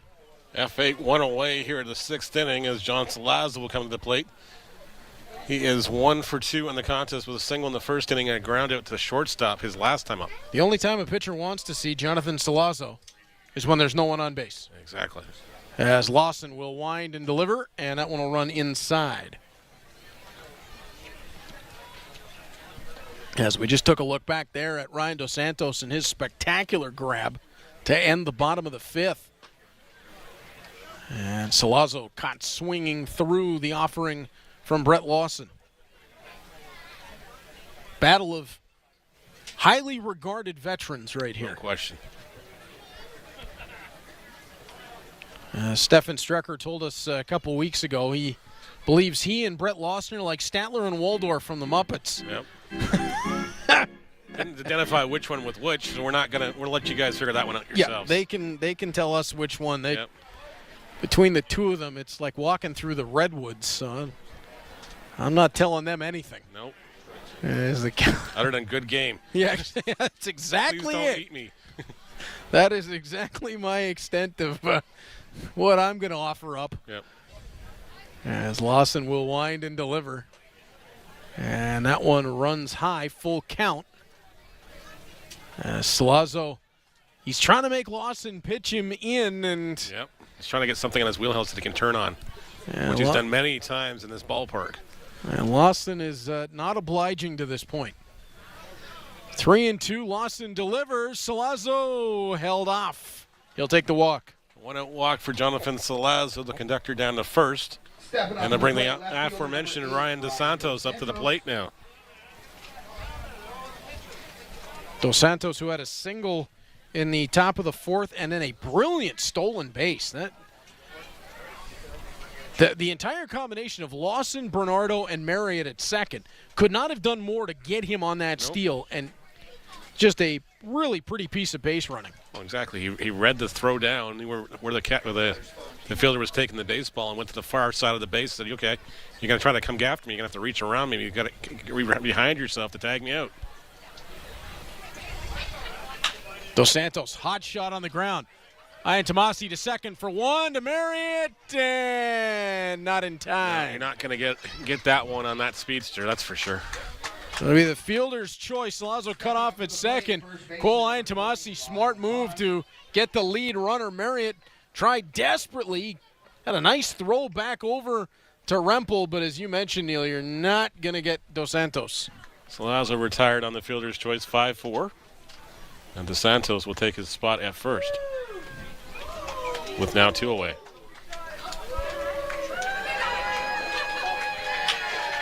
Lachlan Maude on the ground. Ian Tomasi from third to first. Got him. Beautiful throw from Ian Tomasi on a dart to Tanner Rempel. And Brett Lawson has worked through 6 and is looking as good as we have seen him in what has been a really strong season thus far for the towering righty for the Cardinals. And with that interaction, Neil, I'm wondering if we might have seen the end of the night. I think we're seeing that. So, hey, big guy, great job tonight. But here's a hug. By the way, your night's done. Thanks for the 6 innings. 6 innings of 1-run ball from Brett Lawson. Can't ask for any more than that.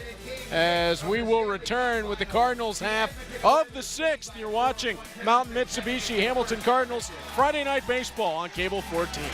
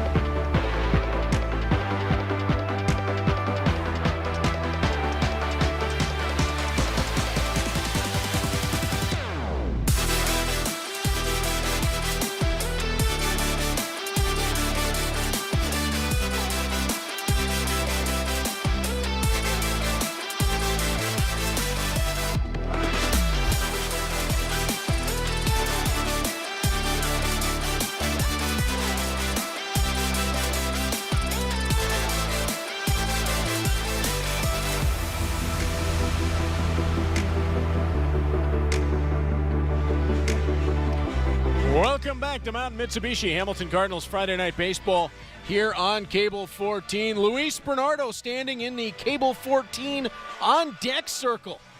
That was brilliant branding from Jonathan Friedman and the team at Cable 14. I keep asking if we can somehow get that turned into a carpet. I have a great spot in my new office for it right front and center there, Jono. Do you want it with the dirt kicked on it by Luis Bernardo? No, it's got to be clean. So. Jenny would have my head if I brought that in that room. You're bringing that in? Like, come on. Sounds about right. Sounds about right. Go hose it off at least. Maybe take it to well and let Jason and the crew down there do a little power wash to it for a bit. Yep. That was my first thought. I knew where you were going right away. Yep. As was Genis Alvarado. I didn't know you guys had merch. I'm like, there's merch? Like I saw John walking the hat out. You've got a vest? I feel like kind of left out here. Yeah, we got to talk to somebody and yeah, there we go. See, oh, there we go. There's a hat in the truck for Neil. There we go. Nora, that's Dad's hat. You're not stealing this one. You hat thief. As Alvarado delivers and gets Bernardo looking at it. Daddy loves you, but you're not stealing that hat. Well, over the years, Cable 14 has been extremely generous. I've got a really nice quarter zip that I always take golfing when it's not 41 degrees. Yep. But as Bernardo swings through 1 and 2. This is the Will Genis Alvarado we saw last year. He's definitely getting back his rhythm, getting back to his groove here. He's definitely looked like he's figured out a lot of things in this league the second go around now. Alvarado delivers. Bernardo reached out. Vinicio over to first, 1 away.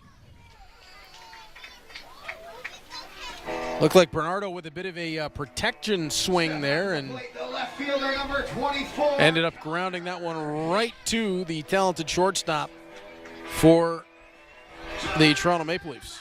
I got Bernardo on Instagram, and it's just like at 6 o'clock in the evening, I've got this live. Luis Bernardo is going live. He's in the gym working out. There's nobody else around him. He's pumping the weights, making everybody else who was eating their dinner, feeling kind of inadequate after that. You stand next to Luis Bernardo, and he is just an intimidating figure. Yeah. You can see the time in the gym has paid off. And actually, when I found out he was the same age as me, I thought, you got to be kidding me. Yeah. Well, when he first came in, I was like, okay, how old is he? And then I see him FaceTiming his kids, and I'm like going, they're not little kids. No, I was amazed when I found that out. As Alvarado delivers and puts that one on the inside edge, 1 and 2. Looks like multiple pitchers for the Cardinals starting to get loose. And Zach Cameron is one of them. As Alvarado looking to deliver that 1 and 2. And had a little bit too much break on that. Runs way outside. Trying to get a good look at who that is operating alongside of Cameron in the bullpen right now. It might be, and it is, Cade Kozak. Yep. And, Alvarado started that one out at the hip of Hicks, and it just never cut back in. Hit by pitch will put Connor Hicks for the second time tonight on first base. Hicks is going to have a couple more Rawlings marks on his body tonight, but he's going to be on base for the second time. Last time he came around to score. Yep. That was the first sac fly from Josh Niles, as Dennis DeBanning will step in. DeBanning with a pair of singles so far, a run scored. Got doubled off in the second inning on a 9-3 to end the inning. Ah, yes, the ever common 9-3. Bet a 7-2 in this game. Yep. Oh, DeBanning fought that off and shot it into right. It just rolls up in front of Marcus Connect, and it's 2 on with 1 away for Josh Niles. That's a good piece of hitting by Dennis DeBanning, not trying to do too much with it and just trying to bat meet baseball here. What was heading for the outer half, and he sort of extends the bat here and takes it the other way. As a massive Chris Stapleton fan, I also very much appreciate the walk-up for Josh Niles. I was never a big country fan growing up and everything else, but now I got to admit, it's starting to grow on me. Like, there's a lot of stuff growing on me here. It's just like, okay, like Jenny has it on in the car all the time, so maybe that's where it's, I don't know, reaching me via osmosis or something. But yes, it's definitely growing on me. Yeah, my buddies knew as soon as I moved to Smithville that yep. I was already a big country fan. One of my best friends said, all right, well, we've lost him forever. He's gone. It's Alvarado. Winds and delivers, and that one comes in for the 0-1. I always joke, too, because when country music in the last decade or so has really become cool. Yep. I was a country fan before it was cool. Alan Jackson, Reba McEntire, Garth Brooks. As Niles reaches out and tees that one back into the mesh. I can vividly remember watching the Grand Ole Opry after Bruins games on Saturday night with my dad. Yep. Hee-haw. Yeah. There we go. There's another one. I'm also a NASCAR diehard. It's also part of the reason Sundays I'm not usually anywhere other than watching a race with my oldest. Lachlan Maud tried to pick that one up and deliver it over to third and didn't have the time. Something there. Did it go off his body first? Or? It might have, especially the way he's leaning down. Yep. Oh, boy.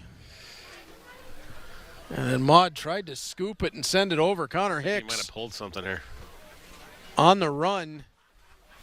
And, yeah, they're going to give Lachlan Maud a moment. And rightfully so.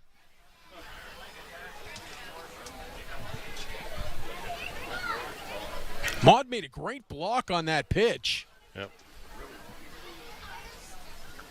Well, the coach is, I don't know if he's laughing at him or just having a good joke with him. I guess he's all right. He's going to stay in the ball game. Let's give a big round of applause for Lachlan Maud.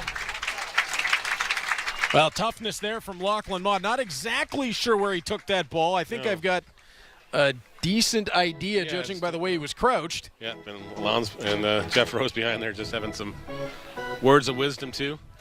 Yeah, sure you're okay, kid. Yep. There's no crying in baseball, but you might be okay to cry. Yeah, I would think so. So a little bit more danger now here for the Cardinals, and Niles will be on base for the first time tonight as he gets hit by the pitch. Still got no official at-bats here in this ball game. He's got a pair of sacrifice flies and now hit by a pitch. The first baseman, number 3. Might be looking at his line at the end of the game going, how could he have been so effective in this ball game and not had an official at-bat? And Tanner Rempel, who drove in a run his last time up with a double, will come up to bat now with bases loaded and just 1 away. More country music. That's Tanner Rempel. I had no idea that was Post Malone until I actually came up with my... Rempel hammers this into right center field. Hicks is going to come around to score. DeBanning's on his horse. Niles trying to go first to home. He's in. Rempel clears the bags. 3 RBI double. What a night for Tanner Rempel. He must have heard his dad talking about him in social media, so he decided to have a big night. Stepping up to the plate, the third baseman, number 8. Put that into a perfect spot in this park. That wasn't coming back. Nope. Almost off the Mountain Mitsubishi sign out there in right center and over the head of Lewis. And it was just the freight train coming home. Hicks was followed quickly by DeBanning. And Niles, who got on his horse. Josh Niles has got some wheels. I didn't realize that till we saw that. For a big fella, Niles getting from first all the way around to home. And the Cardinals open a 6-1 lead.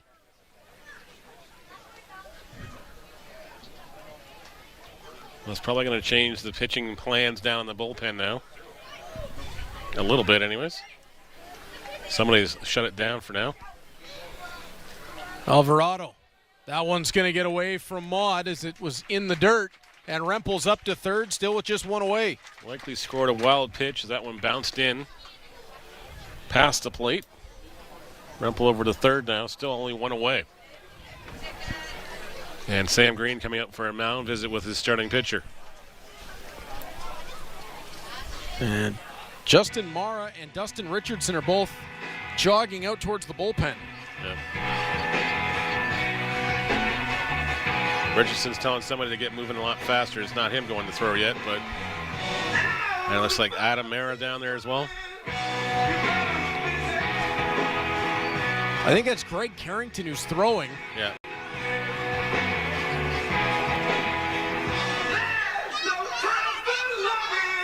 As the mound visit's going to wrap up.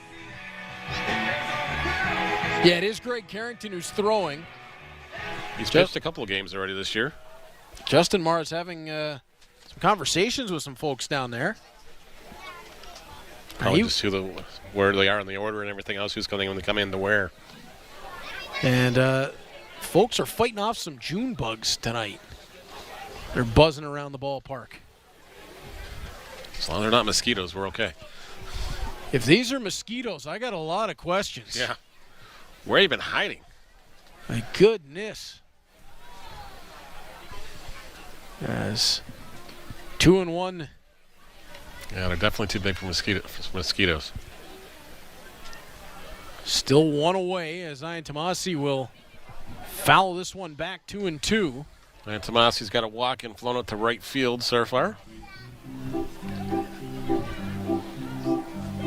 Got to believe that this is going to be the end of the line here for Janus Alvarado, whether it comes in the inning or to begin the Cardinals' half of the seventh. As Ian Tomasi shoots this towards Jose Vinicio, who pops up, looked back, Rempel from third, but then was off target. And the wild throw is going to bring Rempel home and Ian Tomasi to first base. I think Vinicio got distracted by Rempel at third and caught him in his eye line when he was trying to line up the throw to first. And then rushed it. And now I think we're going to see Greg Carrington make his way into this ball game. Yeah, that's exactly what happened here on this throw. He just was looking too far over at Rempel, lost where his balance was and where his footing was, and threw the ball away, unfortunately, on the first baseman. 7-1 lead for the Hamilton Cardinals. As you see, everyone all smiles for Tanner Rempel, who in this ball game has 4 RBIs, 2 doubles, and a run scored. That is a big-time night for Tanner Rempel, who has provided the Cardinals with star-level defense at first base as well. He has. And, yeah, we are in a mountain of June bugs here in the grandstand. Yep. They are just flying up from below us. Well, it's probably the cool enough night for them to be flying around, too. They're probably just doing what everybody else is doing for. Yeah. Looking for some food and a good place to crash for the night. The IBL All-Star Showdown will take place as Greg Carrington will make his way into this ball game. And, Neil, as you mentioned, it's the last 2 times that we have seen the Toronto Maple Leafs at Bernie Arbor Stadium. We have seen Greg Carrington. Yep. 5 2/3 innings pitched so far. He's allowed 7 hits, 3 runs. His ERA is 4.76. Does have 5 strikeouts and allowed 2 walks so far. So he's been really rather effective on the hill in relief for the Maple Leafs when called upon. I had no idea he was even thinking about being a pitcher at all this year until he suddenly came out on the mound. Yeah, it listed as an outfielder. And that's where I've always seen him play. He was in the outfield, so. And of course, mind you, the Leafs also got Jesse Hodges that does the same sort of thing, too. So Hodges, of course, pitched for the national team a few years back. Carrington will be looking to just get out of this inning at least and then turn it over to somebody else, most likely. Yeah, I'm assuming see where it goes from there, but Tanner Rempel's efforts have turned this game on its head. Remind me to get Chris Piano to get me some lotto numbers after this, since he predicted this to be a blowout. So he's well on his way. He said that they were going to need to score a lot of runs in this ball game, but up until the 6th inning, it's a pitcher's duel. Yeah. And I think just Alvarado got a little tired, and I think the Cardinals are all talking as a group and say, okay, what is he throwing you wearing? Is he stepping things off here, or is it just where is these pitches going? Well, on self-inflicted wounds as well. 2 hit by pitch in this inning. Yep. And that is going to make it troublesome. So Alvarado gets through 5 1/3 before turning it over to Greg Carrington. And Nicholson fouls that one back. There's clearly been some work done on the meshing out in front of us, and great work by the crew here at Bernie Arbor Stadium after that freak accident we saw with the ball last week coming through the mesh. Well, exactly. You see there's 2 patch jobs up top, and it looks like they got an extra bonus baseball up there for whoever seems to knock that one back through. Nicholson swings through it 1-2. That one almost skipped up here. And it does look like, just from my eye, that the area where they had trouble last week has been completely fixed. Yep. As Carrington delivers, and Nicholson's going to tee this one. Oh, what a catch by Vinicio. Wow. Vinicio running back off his spot at shortstop. Brandon Nicholson's got to be wondering what he's got to do to get one on the ground in this ball game. Exactly. I think he's going to have words with Vinicio and probably say, hey, man, stop ripping me off, but hey, what heck of a play. Oh, my. Every ounce of that little man's body just went up in the air. Athleticism personified right there from Jose Vinicio.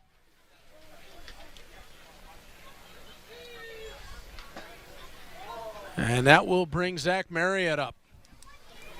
If the Maple Leafs can get out of this inning without any further damage, somebody owes Jose Vinicio a cold one. Yep. That was brilliant. Zion Tomasi would have been on his way towards third. Easily. As Marriott swings through 1-1.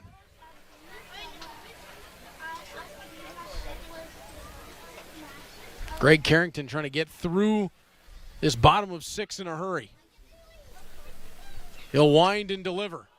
And Marriott pops it. Dan Mara trying to locate it. Vinicio was coming over to help him. And Mara able to track it down. Carrington steps in, settles things down with the damage done. 4 across in the inning. The run led by Tanner Rempel with the 3 RBI double. And through 6 full, the Hamilton Cardinals have a 7-1 lead. You're watching Hamilton Cardinals Friday Night Baseball presented by Mountain Mitsubishi on Cable 14.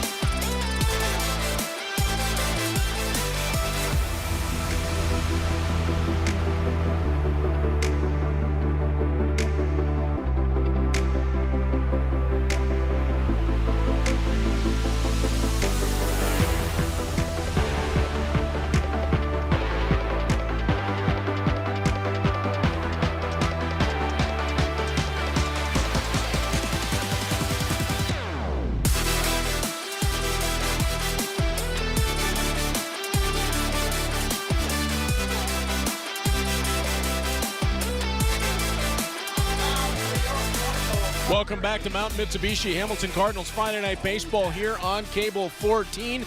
And as always on Friday nights, it is a big thank you to Little Caesars with 8 locations across the Hamilton area.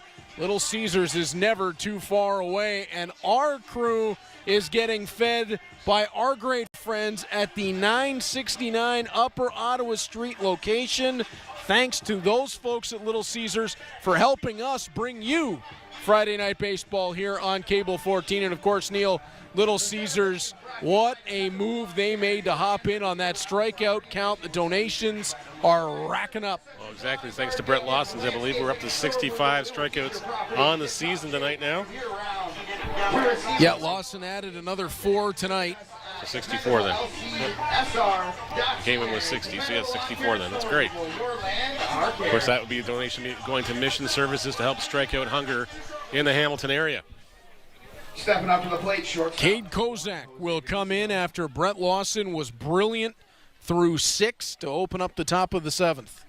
And this is an opportunity for Cade Kozak, who's been, effective at points, and other times it's just like he kind of lets people off the hook, so he gets an opportunity to go against this Maple Leaf with a sizable lead here.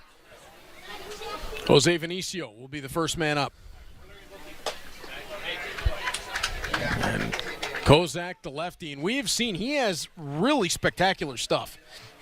He definitely does.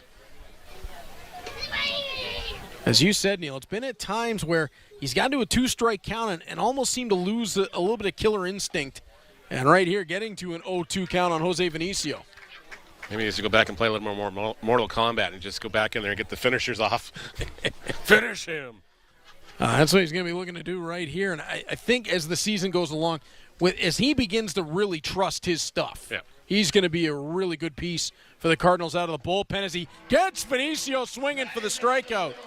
No problem finishing that one off there, and that's the first strikeout of the night for him. 1 away here in the 7th inning. That's got to be a big one for confidence, not just to get a strikeout, but to get Jose Vinicio. Yep.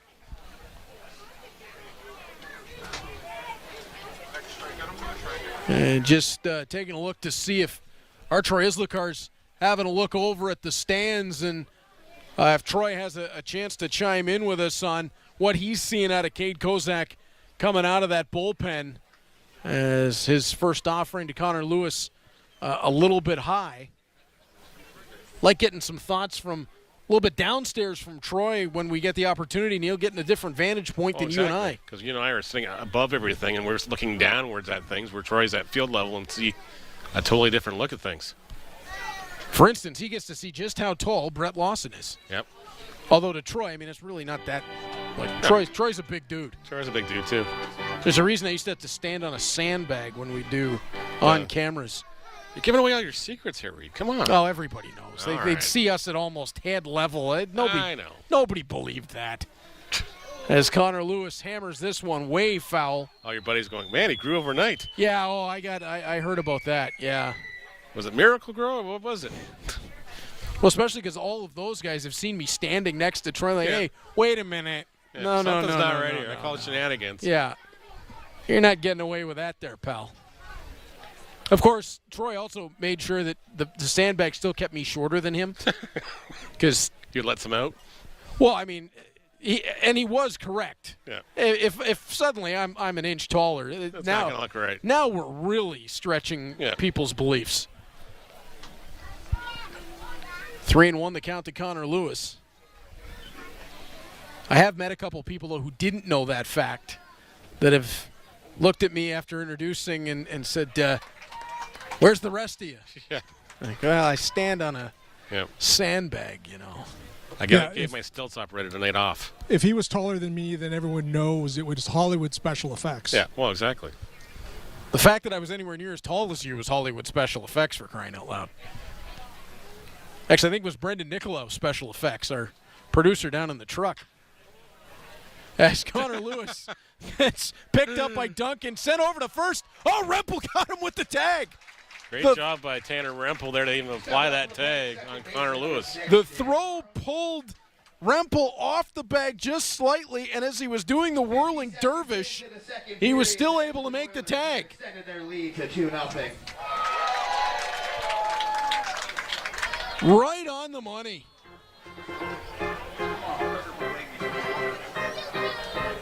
What a tag by Tanner Rempel. Lewis is like, he still got me? Yeah, okay. Now, you may have heard a chuckling from Neil. It was because Brendan downstairs just let out the secret that he wrote my name on the sandbag. And he did. Yep. That is true. I think we left that behind at First Ontario, though, didn't we? We're going to have to check with Brendan. I'm not sure where that sandbag currently resides. The Reed Duffy autograph It's in the sandbag. mausoleum. I did sign it before we left. As Kozak delivers.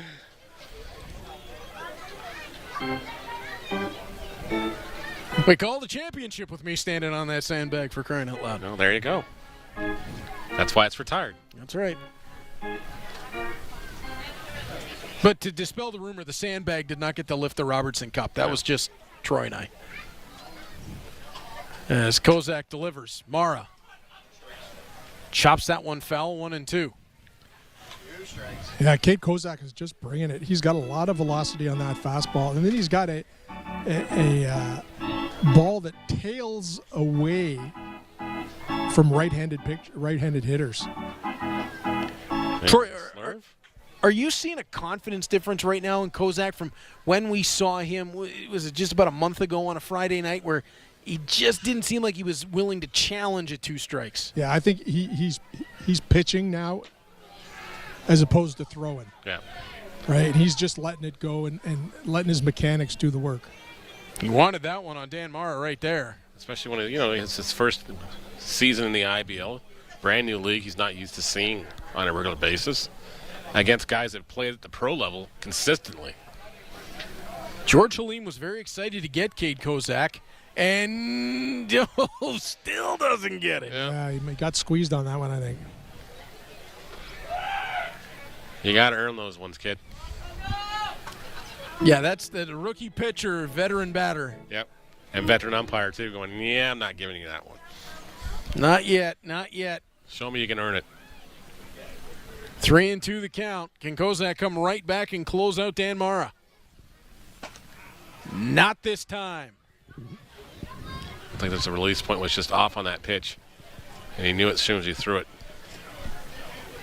So that'll bring Jordan Castaldo up. To the plate, first baseman number 5, Jordan Castaldo. Castaldo 1 for 3, grounded into a double play, struck out, and singled his last time up.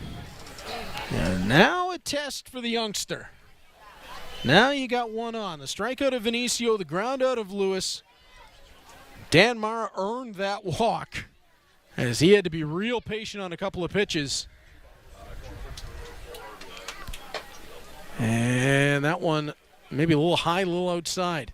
You might want to check the weather forecast again because I'm looking at the scoreboard out of town. And, well, London got back into another rain delay here. Well, we will take a look at the radar as Jordan Castaldo steps. London is just getting deluged tonight. Yep. That one running in low, 2-0. We're still mark safe.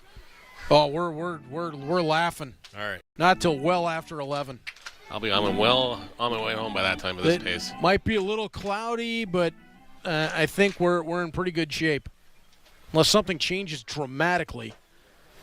And 3-0 now to Jordan Castaldo. And this is what we saw last time out of Kozak, too. He lost a batter and just gave up on his confidence a little bit here. And maybe somebody like Bernardo or something just got to go back and say, hey, reel it back in. Bernardo just gave him a couple of signals kind of saying, all right, let's go, as Castaldo's going to work the walk. As Dan Mara will move up to second, Castaldo to first. Back-to-back walks, and Bernardo's going to have a little talk with him, take him under his wing here and say, hey, listen, you got 2 outs. You got defense behind you here. Just relax. Like you've done a million other times. Hit the glove 3 times. Hey, look at that from Luis Bernardo. That is exactly why he is such a valued member of this Cardinals team. Yep. Come here a sec, kid. Mm-hmm. Let me talk to you. As Justin Mara. So Dan Mara at second, Jordan Castaldo at first. Justin Mara at the plate. 2 away in the inning, and Kozak delivers a first pitch strike. It's a good rebound right there. Yep.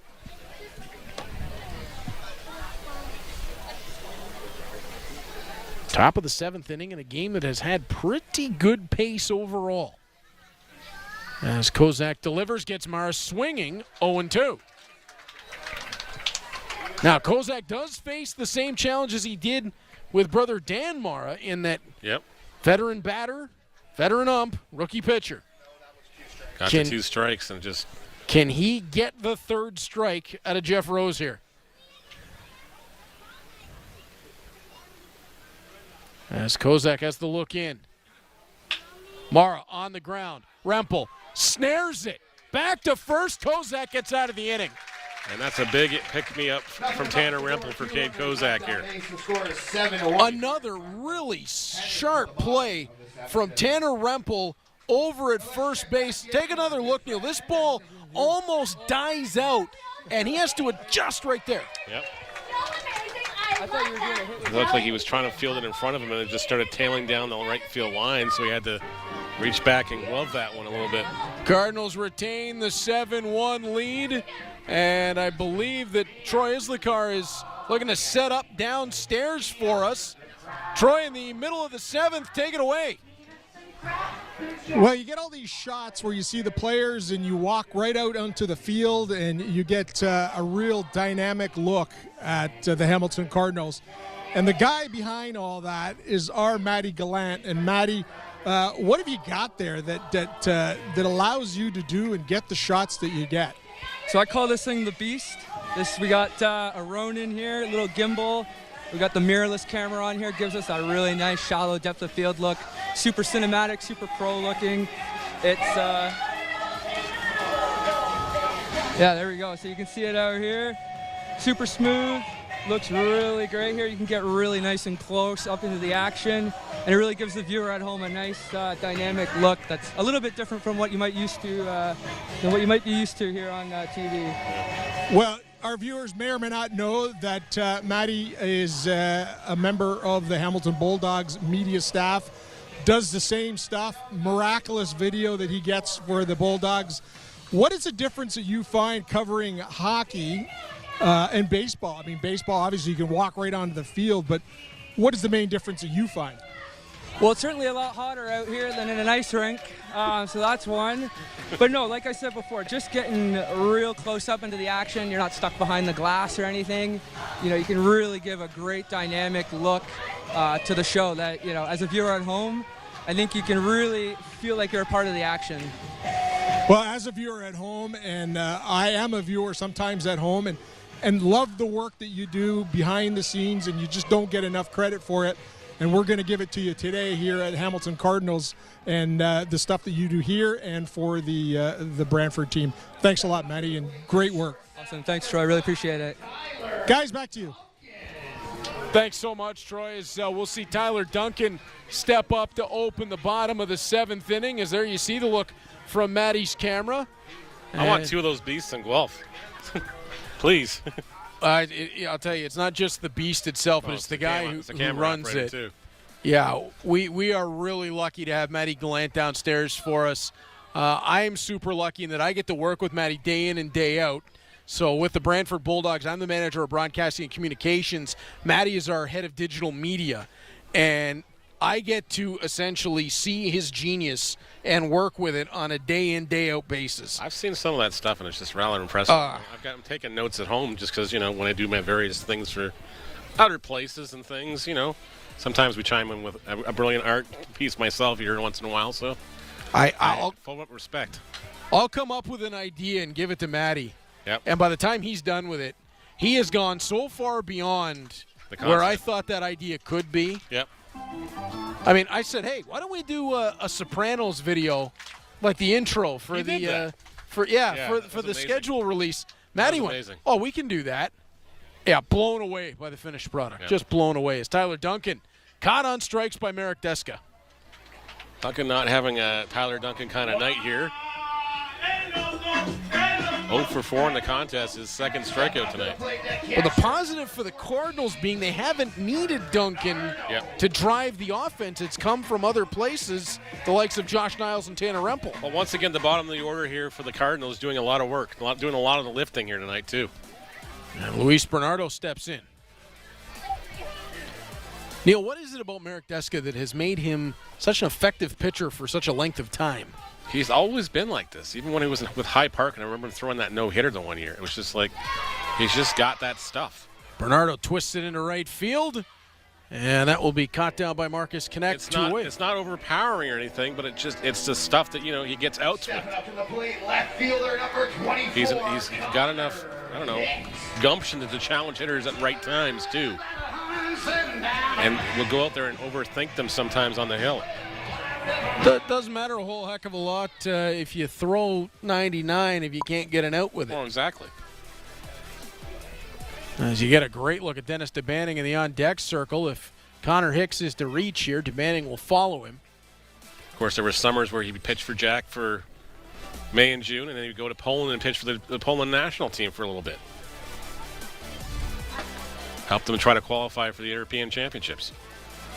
In hopes of getting to the Olympics, but unfortunately just never happened as far as Poland goes yet to this point. Though it is great to see the proliferation of baseball across the world, and a lot like hockey in that more countries are coming on and getting more and more competitive. I remember when I was back in high school and the internet was just really becoming a thing. I would see all these ads for people to come coach in Austria and everything else to come teach us baseball, and we'll pay you. I was looking for a free vacation back then. I thought about it. 2-2 the count to Hicks as Deska with a real nice pitch on the inside. Of course, you're young enough you can go do that. You've got some baseball experience and everything else, and not going to guarantee that baseball was high caliber or anything, because I saw some of the fields and it was like, okay, well, it's like really rundown schoolyards and stuff, but hey, it's still baseball, still getting a chance to go see parts of the world you might not see otherwise. That was something that I had on a list of goals. Was something I wanted to play either ice hockey or inline hockey in Europe. Never quite got the chance. But, yeah, it is kind of neat when you think about that. Of course, inline hockey, and I think back, you play at an arena like Valley Park here in Hamilton, and what it would have been like this week when it's 41 degrees out. 4-on-4, no icing, no offside, no two-line pass. Yep. And you're in that heat. Hoping for line changes that don't exist, unfortunately, on 4-on-4. Cool. Yeah, and especially if you're short on a bench. I've taken some 5-minute shifts. It's yikes. Not by choice. Deska winds and delivers. Hicks flares that again off the mesh. Staying alive at the full count. So Greg Carrington came on to pitch 2/3 of an inning, settled things down for the Maple Leafs. And now Marek Deska has worked his way through 2/3 and now pitching to try to get out of this 7th inning as Hicks will flare this one into shallow left. Dos Santos steps on. And the 7th inning has come to a close. The Cardinals hold a 7-1 lead over the Toronto Maple Leafs. You are watching Mountain Mitsubishi Hamilton Cardinals Friday Night Baseball on Cable 14.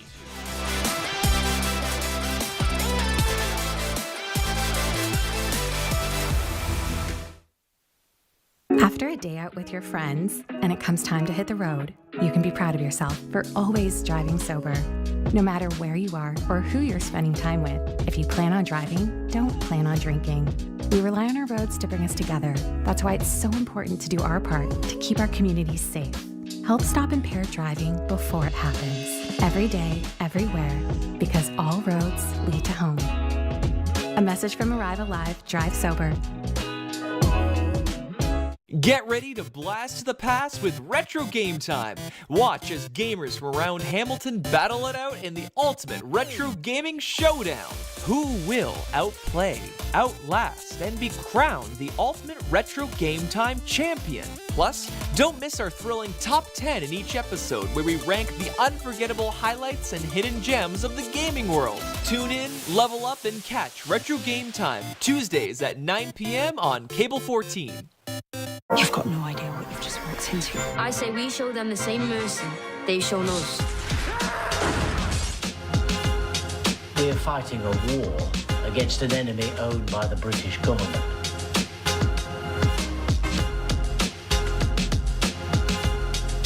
Why is the law allowed to treat people like this? May you never die until I kill you. Big old monster walks in the room, we all jump. Don't go in there! Quando ci vedi come 4 morti fama, ma non abbiamo paura niente di nessuno. It was huge in Quebec. The best musical made about abortion. What else do you need? Books on film are everywhere. It is intended to shock and offend.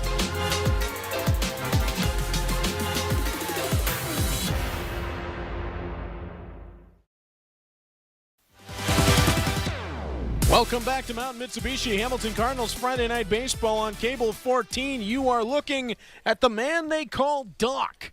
That's Stephen Hospital making his IBL debut with the Hamilton Cardinals. And he'll face off with Marcus Connect in his first challenge. And nearly became what was known at Niagara University as Mr. Reliable. Program record of 93 appearances, 128 innings pitched. As Marcus Connect is going to welcome him to the IBL with a single. Of course, yeah, it's 23 times out of the bullpen this season for the Purple Eagles. 31.1 innings pitched, struck out 20 batters at a 2-2 record with 2 saves. Broke the program record for career appearances against Fairfield in the AMAC championships. Of course, he was named to the AMAC all academic team as well. 6'5" on the mound. What are they? Does George just go find the tallest guys he can and say, "Here, come get in the car, kid. I got candy." Well, between the height on Stephen Hospital and Zach Cameron, who looks like a linebacker, who is also getting loose down there, so wonderful to see both of these Niagara University products make their debuts tonight. Of course, you got to imagine their coaches are beaming. As we mentioned, Matt Spatafora taking over as the interim head coach for Niagara. As their head coach is going to go to William Mary to be their new head coach. That's Lane Renault, who's also stretching out down in the bullpen. The aforementioned Zach Cameron standing out by where the other pitchers are sitting. As time awarded with Jonathan Salazzo at the plate. How about that for a welcome to the IBL? You had Marcus Connect and Jonathan Salazzo. So, Dad, who'd you have to face in your first appearance? These tall guys. Guys who used to play former pro baseball. One of the best hitters in IBL history. Yep. Guys that both hit moonshots. Yeah, we talk about the skill level of Jonathan Salazzo and what he's done. How about what Marcus Connect can do? Yep. 3-0 the count to Salazzo. Hospital delivers, gets that one on the outside edge, 3-1. And obviously Hospital has been well-versed in what Salazzo can do because like Lawson earlier, he is working the outside. Yep. Trying to get Salazzo to reach a little further out of his comfort zone here. They don't want to miss inside at all. Hospital delivers. That one's going to run well out, and that is a walk to Jonathan Salazzo. It's his second walk of the ball game. Stepping up to the plate, left fielder number 8, Ryan Dos Santos. As Ryan Dos Santos will step in. There's also got to be an adjustment coming out of that bullpen mound. It looks kind of, a lot more flat than the one out here does on the hill. Of course, last week you and I saw them, I don't know what they took to it, a chainsaw or whatever the heck that was when the game was over. I'm not sure I've ever seen that piece of equipment before. As Hospital opens up Dos Santos with a strike. It was absolutely tearing up the dirt in front of the mound. And making a horrible buzzing sound. It's like Dustin Richardson's coming out to coach first base here. As Hospital, that was a heck of a break on that with some heat. 1-1. Well, I guess why not? Richardson's been around the block a few times. He knows what he's doing. Yep. Probably giving some pointers to their base runners, too. Say, hey, this guy does this and this. Oh, Dos Santos caught swinging through as Hospital pulled the string on it. Of course, Hospital was a mathematics major. We should have got him to do the stats before the game. Now we think of it. Now we think, yes. Next time, Steve. Next time. Yeah, the Cardinals were really over the moon to get a hold of these two pitchers as Dos Santos is going to swing this one into right field. DeBanning's going to come up with the ball. It's single, walk, single, and it's bases loaded for the Maple Leafs with nobody out. 20, Lachlan Mott. And Lachlan Mott, the youngster, will come out to the pitch. Come up the bat with the bases loaded now. Another nice piece of hitting there by Ryan Dos Santos. He's definitely heating up, and of course, General Manager Jeff Lonsberry was expecting big things out of him this year. So he told Thomas West the last time he was up in the press box, or I guess the broadcast booth, it's not in the box, it's the tent beside the press box. He takes what he's given and makes something out of it. Yep. As Hospital will deliver, and that one's going to run outside 1-0. And now Zach Cameron is warming up in earnest behind his former Niagara University mate. Yep. So likely we're going to see both the Niagara University pitchers debut here tonight. As Maud shoots this into right field, DeBanning gets underneath it, one away.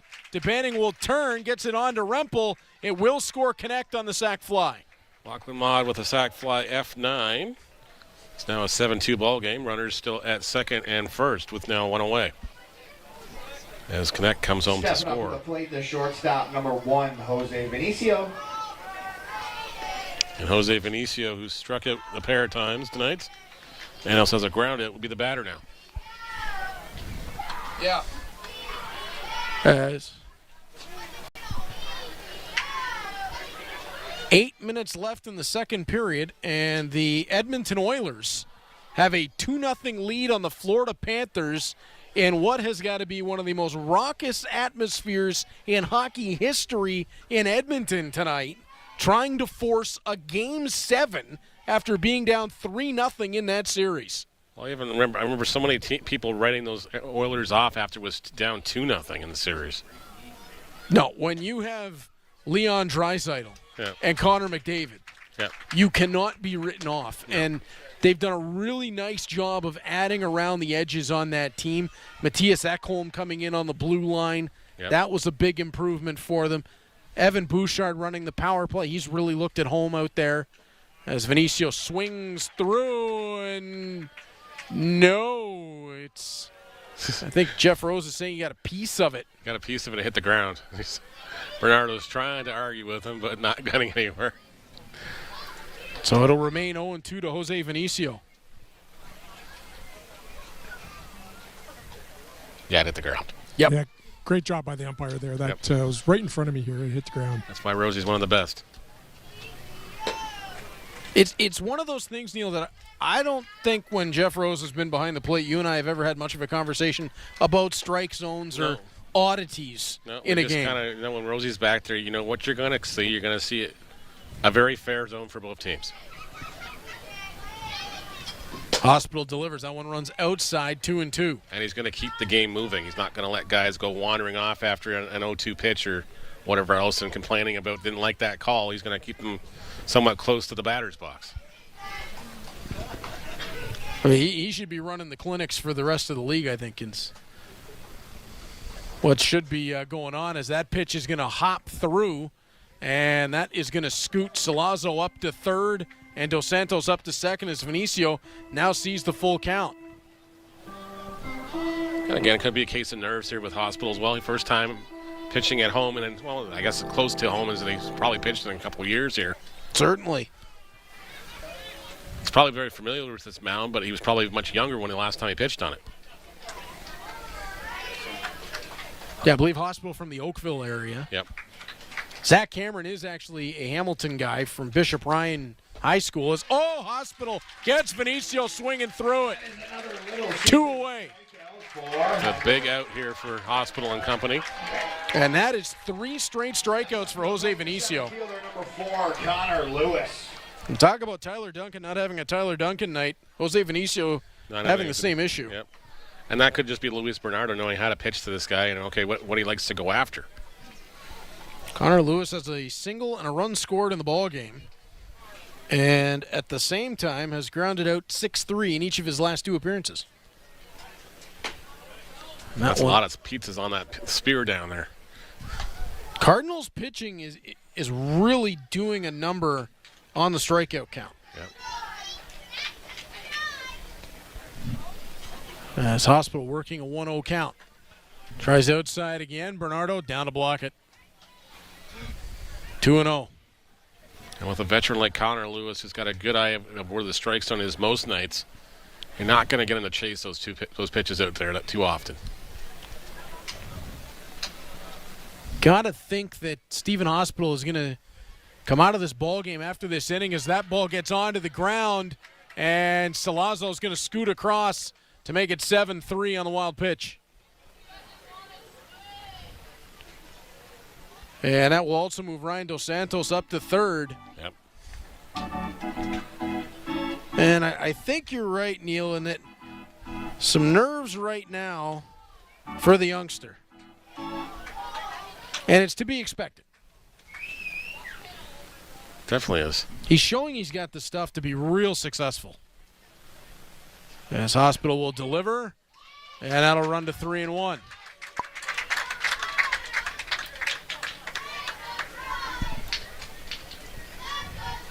(7-3) the score. At last look, Zach Cameron was the man who is getting loose in behind Stephen Hospital. 3-2 as Hospital brings that one across the plate. Connor Lewis didn't like that pitch, but not much you can do about it now. As Hospital will look in at Connor Lewis, and I believe we've got Lane Renault who's going to join us on the headset as Lewis taps this one on the ground, charged by Rempel. He'll flip to Hospital. Got him. What a shovel over. 2 hits with 1 runner left on base. The score is 7-3. Lane Renault once again, Tanner Rempel once again with the pick-me-up, throw him over the first in time to get Lewis. And the Cardinals get out of the inning. And we are going to head to a break as we will get set for the bottom of the 8th inning and see if we can get Lane Renault back on the headset for the bottom of the 8th to join us when we come back to Mountain Mitsubishi Hamilton Cardinals Friday Night Baseball on Cable 14.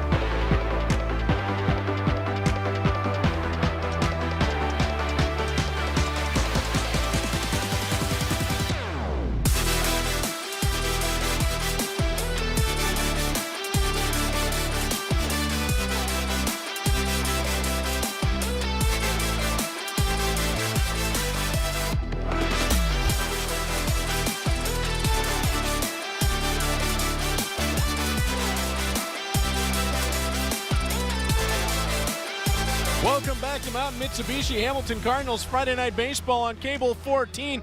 Moments ago, we believed we were going to have Lane Renault on headset, and then we got word that Lane had to bail.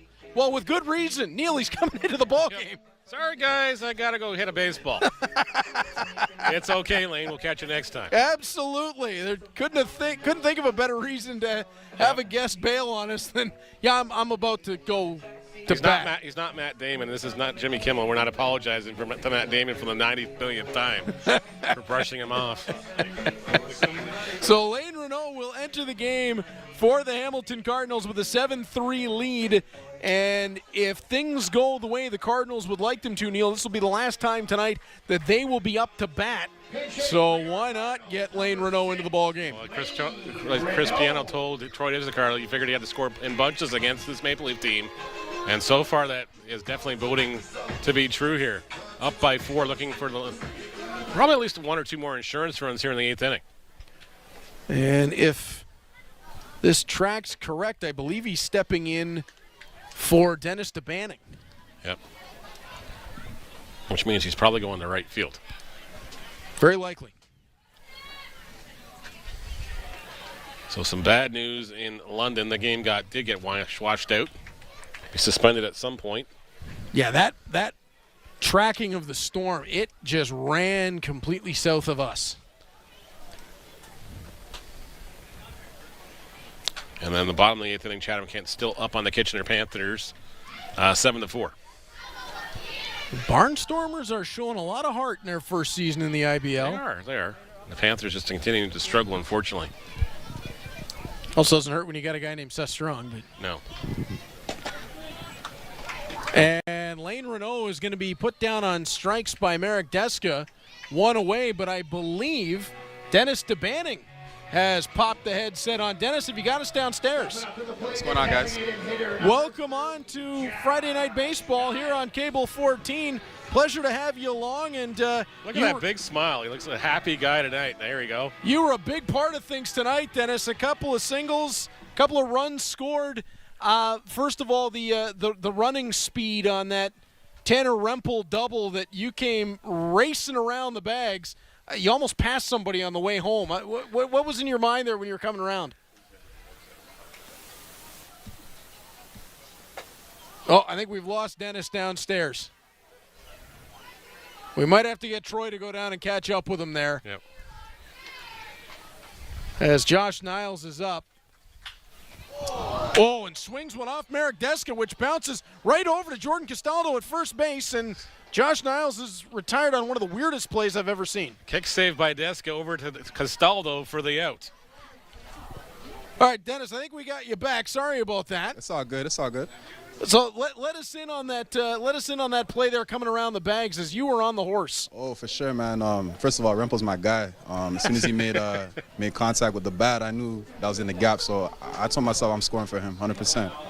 This Cardinals team went through a little bit of a mini slump over a couple of weeks. You guys battled right back out of it. You guys are a young team. Is it really, once you get some momentum, as Luis Bernardo's popping in here. Oh, the classic when you guys get some momentum, are you guys just that much harder to stop? Oh, 100%. I know the league definitely fears the Cardinals, 100%. So that little losing stretch, we weren't too worried about that. We knew we would overcome that for sure. Well, only 4 teams have allowed less runs. Only 1 team has scored more.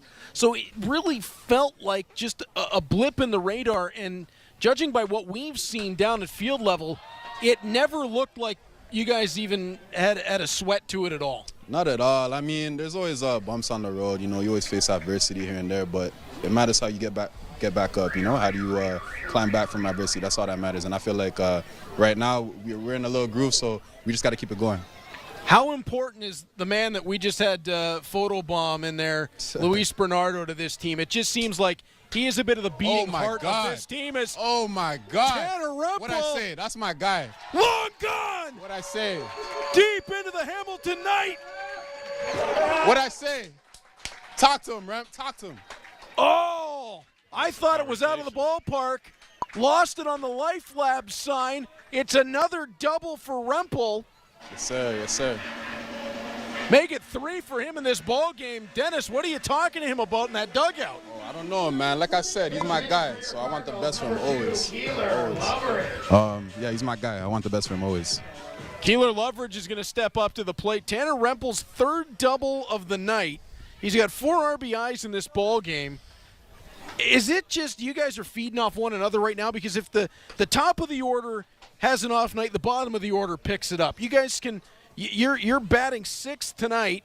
You can hit 3rd. You can hit 6th. You can hit anywhere in this group. So can Marriott. So can Nicholson. So can Duncan. So can Luis. Like, is it just so much chemistry right now? I mean, once a night, we can all do our thing. It's all about doing our little job and then passing the baton. You know what I mean?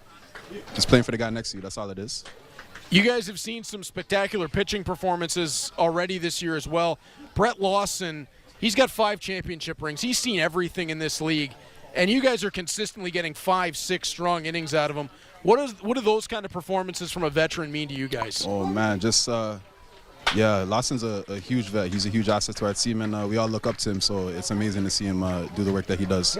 Keeler Loveridge retired on strikes. Before we hit the break, Dennis, what's the outlook for this Cardinals team? What do you guys need to do to take that next step going forward? We just got to keep applying pressure. We just got to trust in ourselves and trust in the guys next to us, and we'll be just fine, man, 100%. Dennis, we really appreciate your time. Thanks so much for joining us tonight on Friday Night Baseball. Always love seeing you out there, and keep it up, my friend. Thank you, guys. I appreciate you guys a lot. Thank you. That is Dennis DeBanning. He is an elite talent in the IBL, and we will be back with the top of the 9th inning after a word from our friends at Rollins. On the golf course to claim your prize.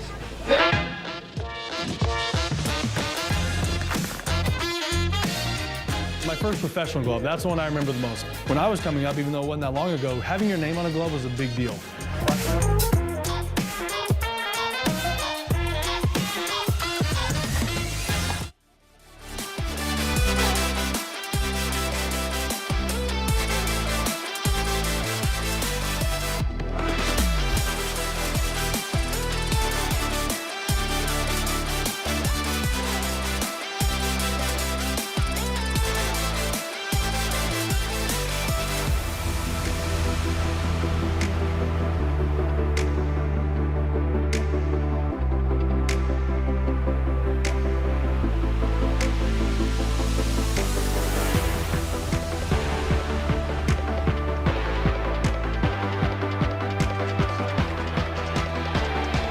It's Mountain Mitsubishi Hamilton Cardinals Friday Night Baseball here on Cable 14.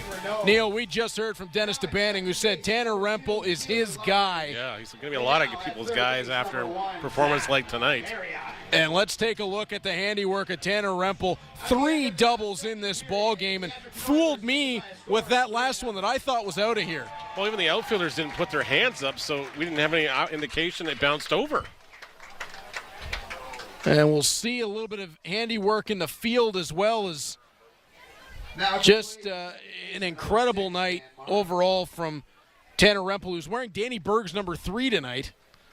Maybe it's something in the number. Maybe. Everybody else could be lining up to lose their jersey accidentally. Take that number 3 off. And it's still number 3. Danny won't mind. We saw that brilliant tag as well that he had after the throw, kind of pulled him off first base, and he still made the 360 stop. Zach Cameron making his IBL debut, and a special pitcher at Niagara University, Neil. His numbers were out of this world. Absolutely.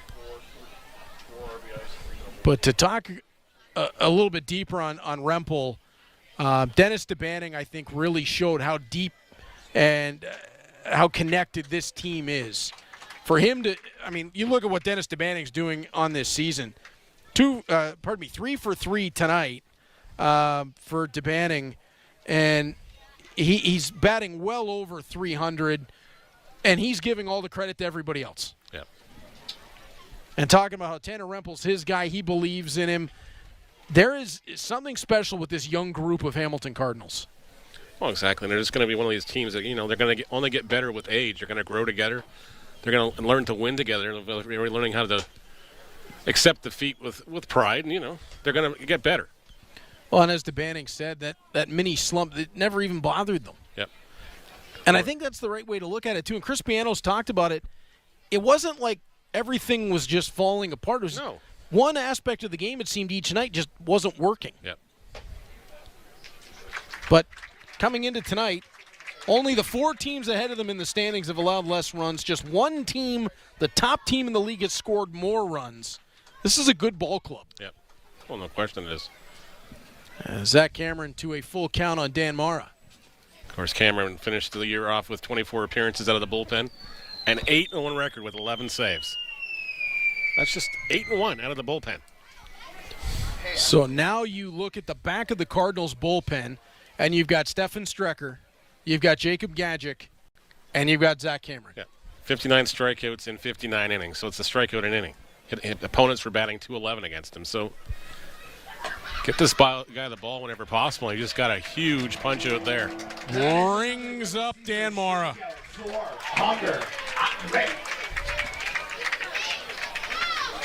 Zach Cameron showing it off, and nice frame there as well. I think Mara just got shown at the gate, or is that just the spear coming through? I believe that's the spear. Okay. I wasn't sure because even the umpire looked back here, and I was like, okay. I think Rosie was confused. I think so, too. I didn't do anything. Yeah. Maybe a round of applause for a consistent strike zone tonight. We definitely got to get taller chairs. Yeah. I'm trying over here. Yeah. As Cameron gets Castaldo swinging through the first one. Castaldo might have got a tip on that ball that shot it through the feet of Luis Bernardo. Okay, well, we have an offer from downstairs that next week I'll have a sandbag to sit on, and I'm not saying no. A little bit of height here would help you out, would help, yeah. As Cameron gets him on the outside edge for 3-2. Just joking with my wife because I had a physical not long ago, and I've always joked that I'm 5'9", not 5'8", and I'm 5'9 and a quarter. Yes, it's official. It's official. It's in documents. Oh, Cameron rings up Castaldo. Wow. Jordan Castaldo's not happy about it, but Zach Cameron painted that one. Wow. Hitter number 9, Justin Morrow. Castaldo usually works those away because of the way he moves around in the batter's box, but Jeff Rose having nothing with that said, no, that was over the plate. That's strike 3. Cameron stepping right into the IBL and impressing. Opens up to Justin Morrow a little bit high. Gonna have to fist pump George on the way out again. What a find.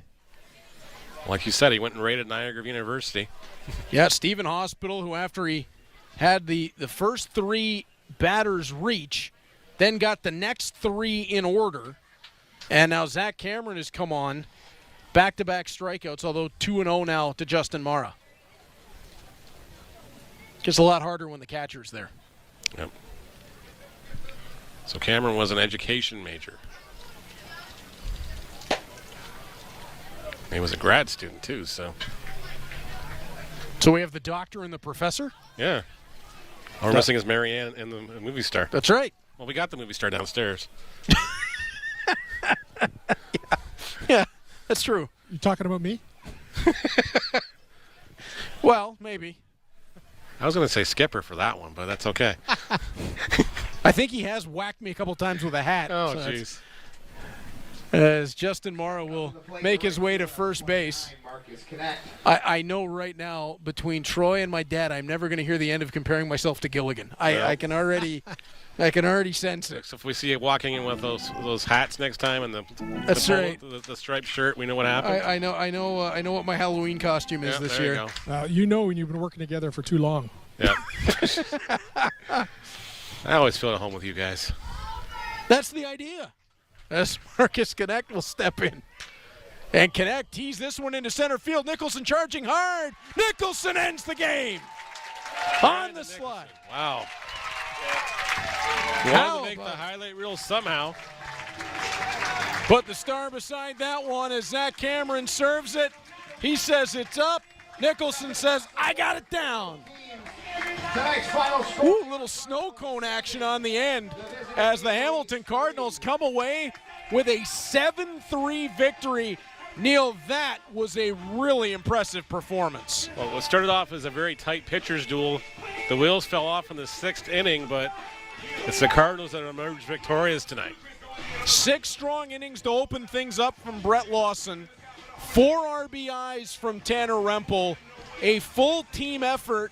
And did we just see the birth of a new pitching star in Zach Cameron? I definitely think you're going to have some guys looking at that footage there, especially how he got Castaldo out with ease there. Jordan Castaldo doesn't usually strike out too easily at all.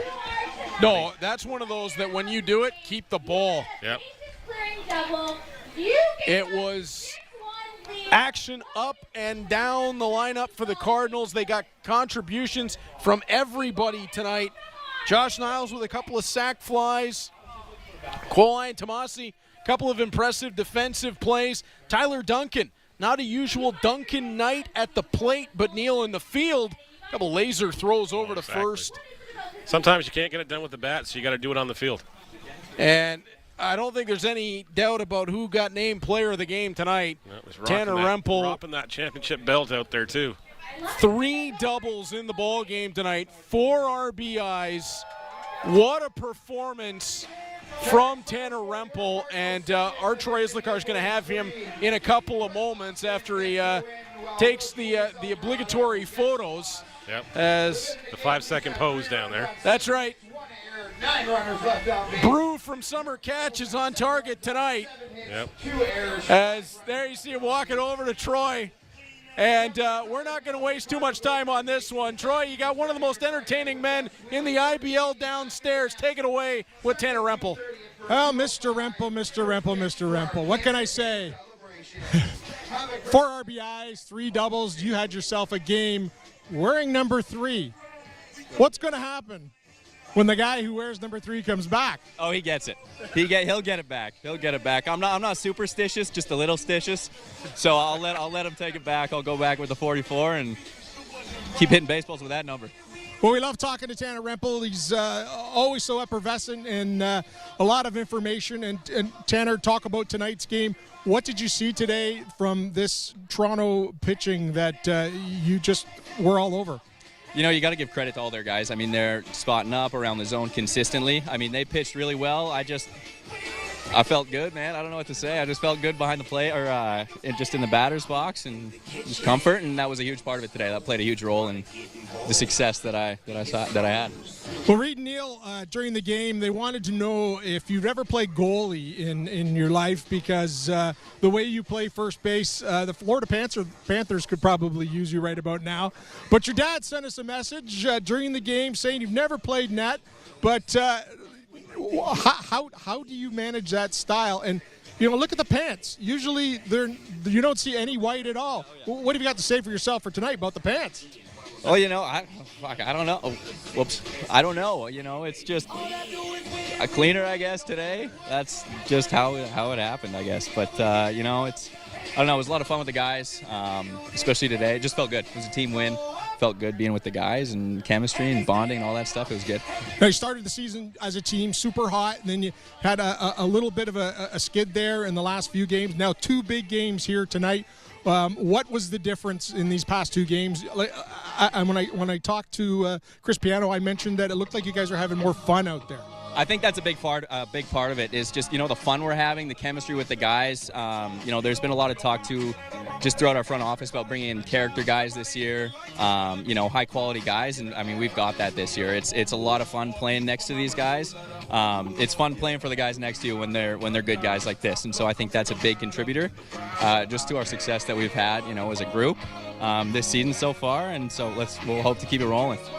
Well, we always enjoy talking to you, Tanner, and congratulations on a great game. I'll let you get back to the team and celebrate this one, but good luck the rest of the season. And, wow, you just knocked it out of the park tonight. And he's going back to number 44. That's right. Number 44 is coming back. Guys, back to you. Thanks so much, Troy. Tanner Rempel is he is a one-of-a-kind personality. Hey, look, you can barely see us. See, this is what we're talking about. The chairs are not helping Neil or I up here. But, Neil, a big night for the Cardinals. They bumped the slump their last time out tonight. This looked like a full team performance up and down the lineup. Everybody had their contributions. That bodes well, and we hear it again downstairs. Yep. Dennis DeBanning earlier, Tanner Rempel at the end here, George Halim every time we've talked to him.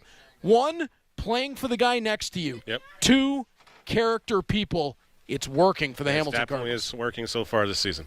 So the Cardinals now will look ahead a little bit, and the schedule doesn't get any easier. Nope. As by the time we reconvene here next Friday night, It's the Welland Jackfish coming in, but these Cardinals could be riding a high by the time the top team in the league rolls in. Exactly. I think they got Barrie tomorrow and then Toronto again, I can't remember where they're going Sunday. I'm sorry. Drawing a blank on Sunday. But yes. Back-to-back road games to close out the weekend before they get back here.